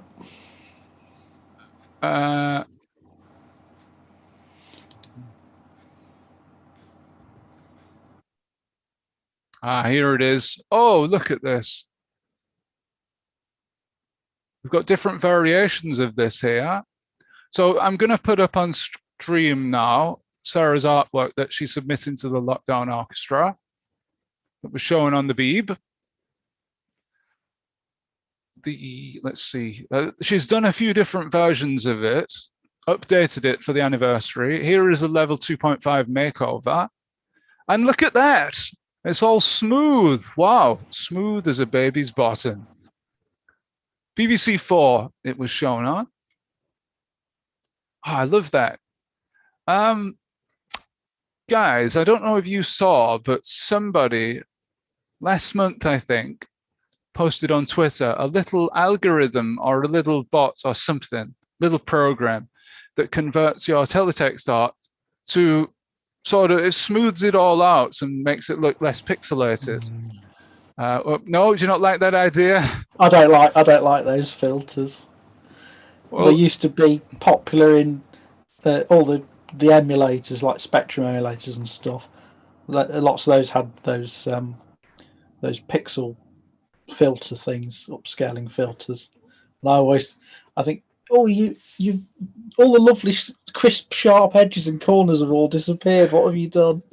Yeah, that's like the best part. I'll see if I can get that up on screen. It's not for me. No, well, I see what you mean. Sort of, I've come to like it a little bit more as I've got used to it, but it still looks strange to me. Like when somebody's playing Super Mario World or something and everything's all smooth, you think, yeah, that's not how it looks on.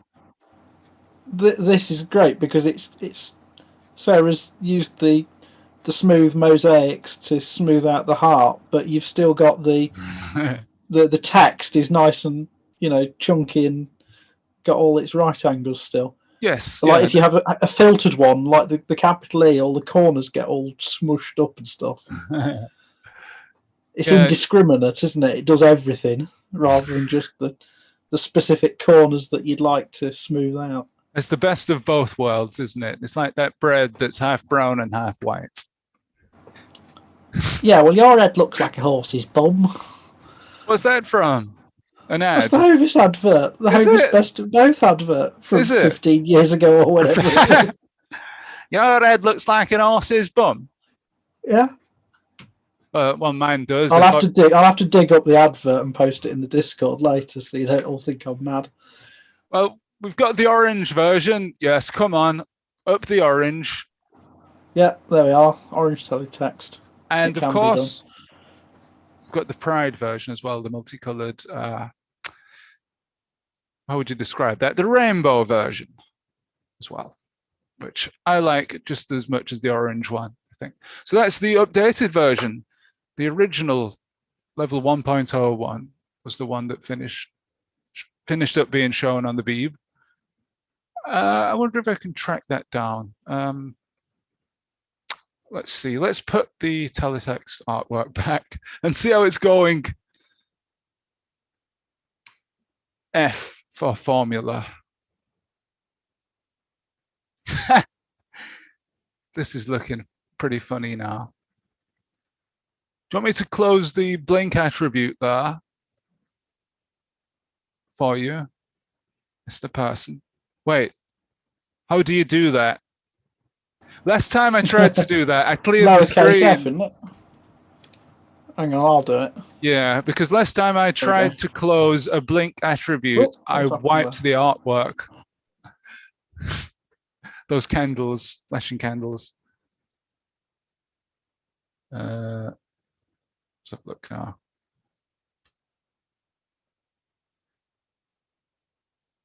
Right, so Jellica says, wow, love the smooth heart. I wish that I could do that. Now, how actually do you do that, Alistair, in your editor? You can't do it in my editor. You have to use a separate thing because I'm still not rewritten the editor, basically. There's a separate page that you can use to create all of the level 2.5 enhancements and then paste them in. It's a bit fiddly. I think what's the other editor that does the level 2.5? Is it the Qt edit? Is it TT edits? No, it's not TT edit. It's the other one.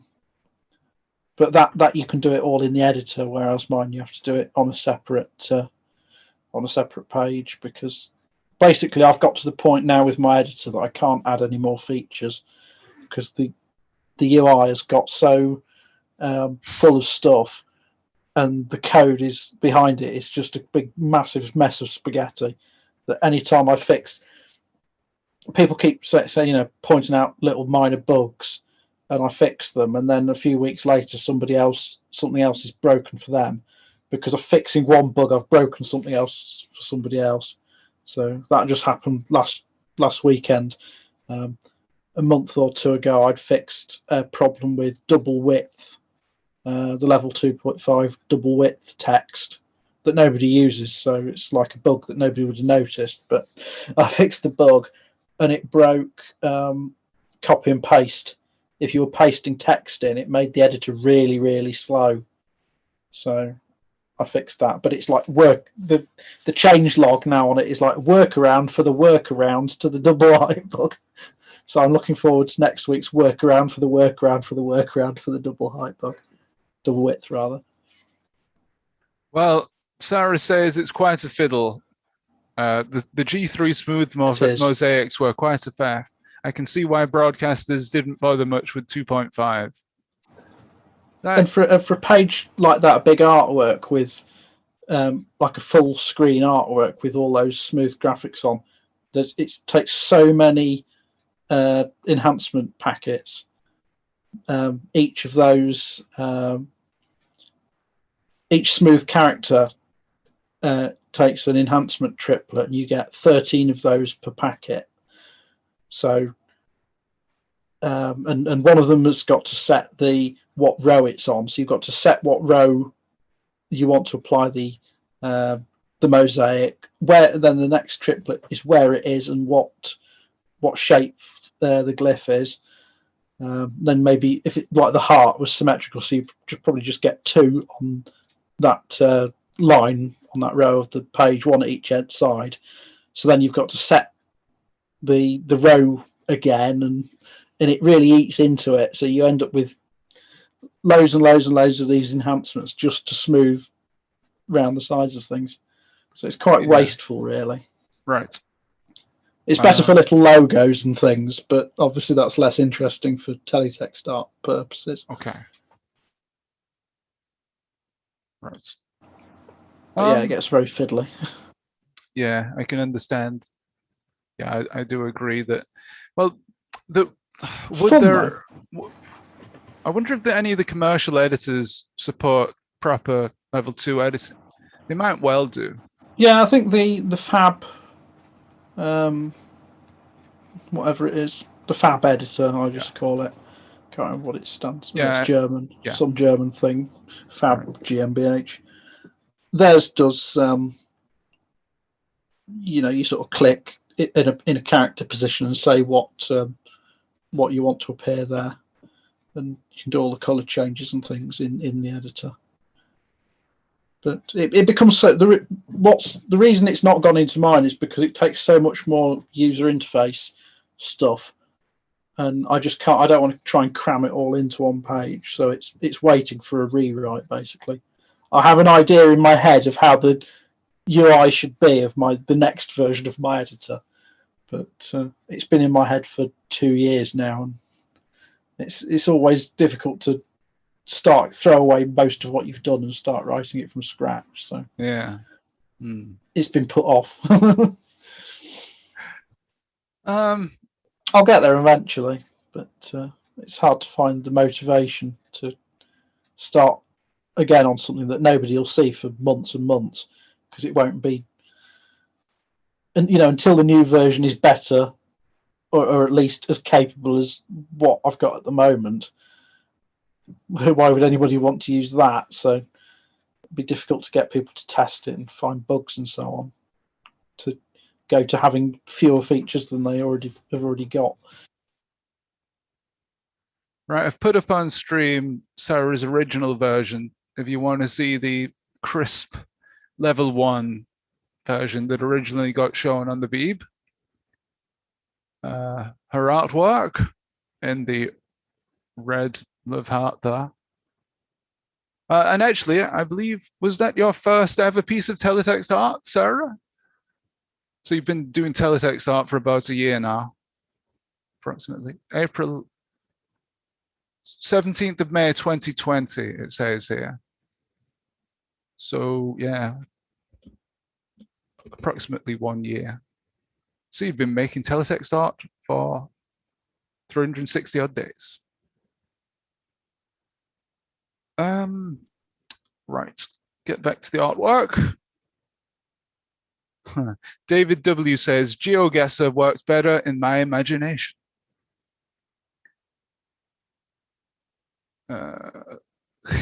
Angelica says, regarding level 2.5, ZX kind of showed how to do it, but it seemed a bit too techie for my brain. Yeah, I've showed it off on streams a couple of times, but just briefly, because I think it's one of those things that it really needs, like, spending an hour or two doing a workshop at a block party to show people really how to do it, and for people to experiment with it. It's quite, I feel like, quite boring trying to describe how it works just over a stream or whatever. So right. So partly it's complicated, and partly it's my poor explanation of how to do it. So hopefully we all get together at some point in real life again in the next year at some point, and I can show people properly how to do it. Yeah, that would be good, actually. I think we'd appreciate a workshop that shows us how to do it. Yeah, it would be great if we could get together again and actually do some scheduled workshops and things like that people might be able to join. I don't know, Jason could show off some of his recent recoveries and things like that. And I think stuff like that is what is missing from doing online stuff. Obviously, it was great to have a block party online because obviously we had no choice, and it's good that it allows people who wouldn't be able to get to a physical block party. I know Nathan enjoyed the fact that he could join in despite it being too far to travel, but it does lose out on the more show and tell technical, doing workshops and showing off cool bits of hardware and projects that we're working on and so on, which don't really translate to a live stream so well. The art stuff is easy because it's on computers anyway, so that's a simple one to transfer to the digital world. But it'll be good to get back to showing off gubbins again. I think in the future we'll definitely have more live stream things, even at the physical events, for those who can't make it, because I think it's a really good idea. Yeah, and it's good. I think doing the entirely online events are good. Well, I mean, just even these streams every few weeks, it fills in the gaps between, what if you have one or two block party or a chunky fringe or something every year. That's still 360 days when there isn't a block party. So having some streams and things to fill in the gaps and keep people interested is great. But it's good to have both again rather than being trapped online. Yeah. Let's see.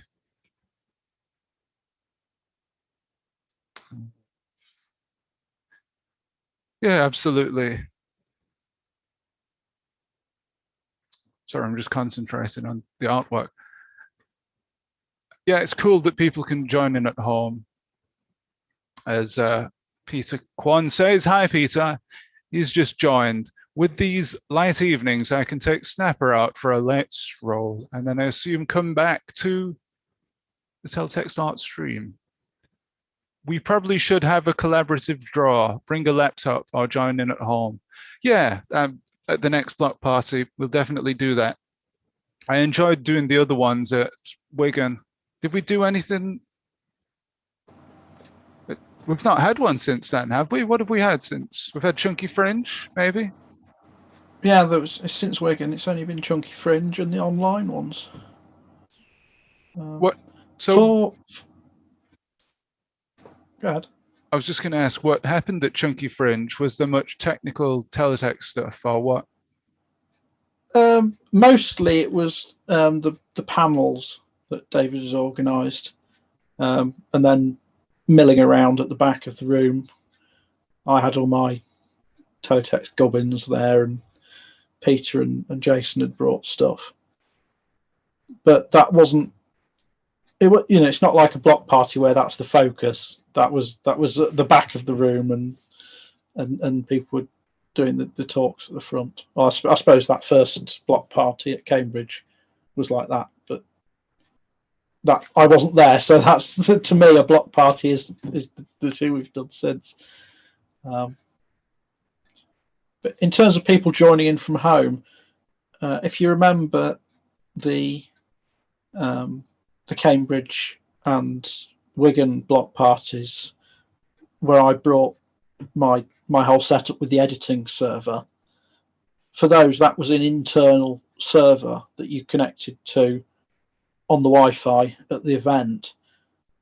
But then for Chunky Fringe in 2019, I switched the setup around so that it was like how we've been using it for the online block parties, where the edit server runs here on my server at home, well, on my PC actually.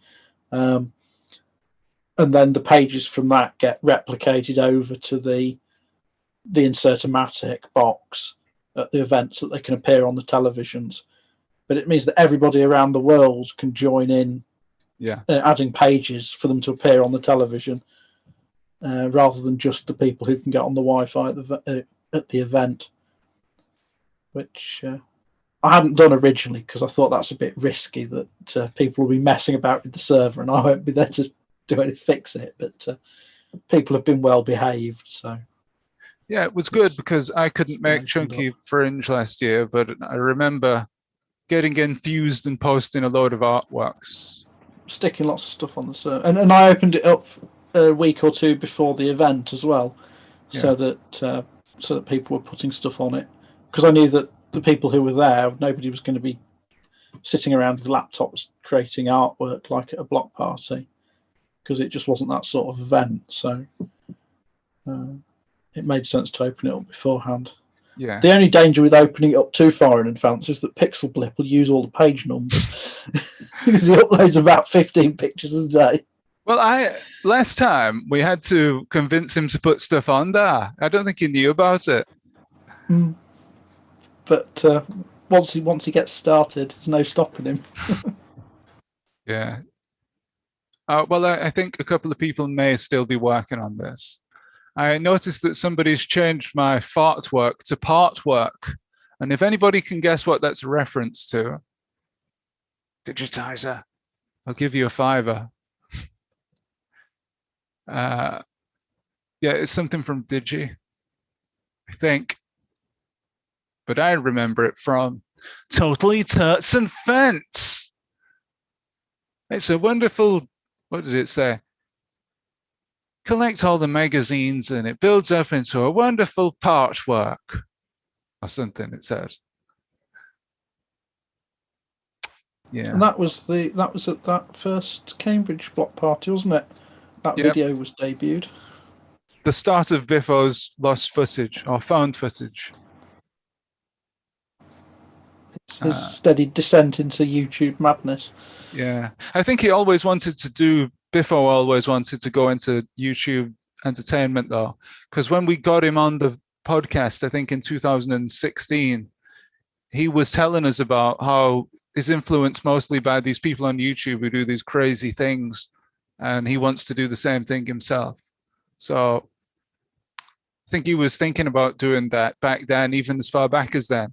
And he hadn't even started on Digitizer the show then, I don't think. No, well, that only came about because people said we want more of this, I think, didn't they? After the stuff from the block party. It was received so well that he went, well, hey, maybe I can do some more of this. Well, found footage did. It gets confusing because there's a lot of projects. Because you've got... Oh, sorry, Digitize the YouTube channel. The show. Digitize the show was much later, wasn't it? Yeah. I really enjoyed Digitizer the show, but maybe it was really interesting. I have the light on my phone and it's eaten all the battery. So. Oh dear! You've gone dark as well now. Yeah, because I've turned the light back off because I've only got 2% battery left. Right. So the webcam might die at any moment. Okay, so I think we've pretty much taken this artwork as far as it will go, haven't we? So Sarah says she made her original artwork on the 4th of May, 2020, broadcast on the 14th of May. It was my first piece of teletext art, and now my first piece of level 2.5. Well, congratulations and welcome to the club, the very, very distinguished level 2.5 teletext club. And just before we go this evening, I wanted to ask everybody who's here, what should we name this stream? Because it's not got a name, has it? I just hashtag it Weekly Teletext Art and then put the prompts, but we don't really have a name. I didn't really want to use Weekly Teletext Art because I'd need to get Alistair's approval for that to be an official thing. So what do we think? What should we call this? I think, was it Sarah came up with an idea last week? Something like the Teletext Sofa Club or something. What was it? Something like that. I'll have to look it up. But if anybody's got any advance on that, we'd love to hear it. If anybody is still here, incidentally, because we are coming towards the end now. So, if there's anything else, orange stream, says David.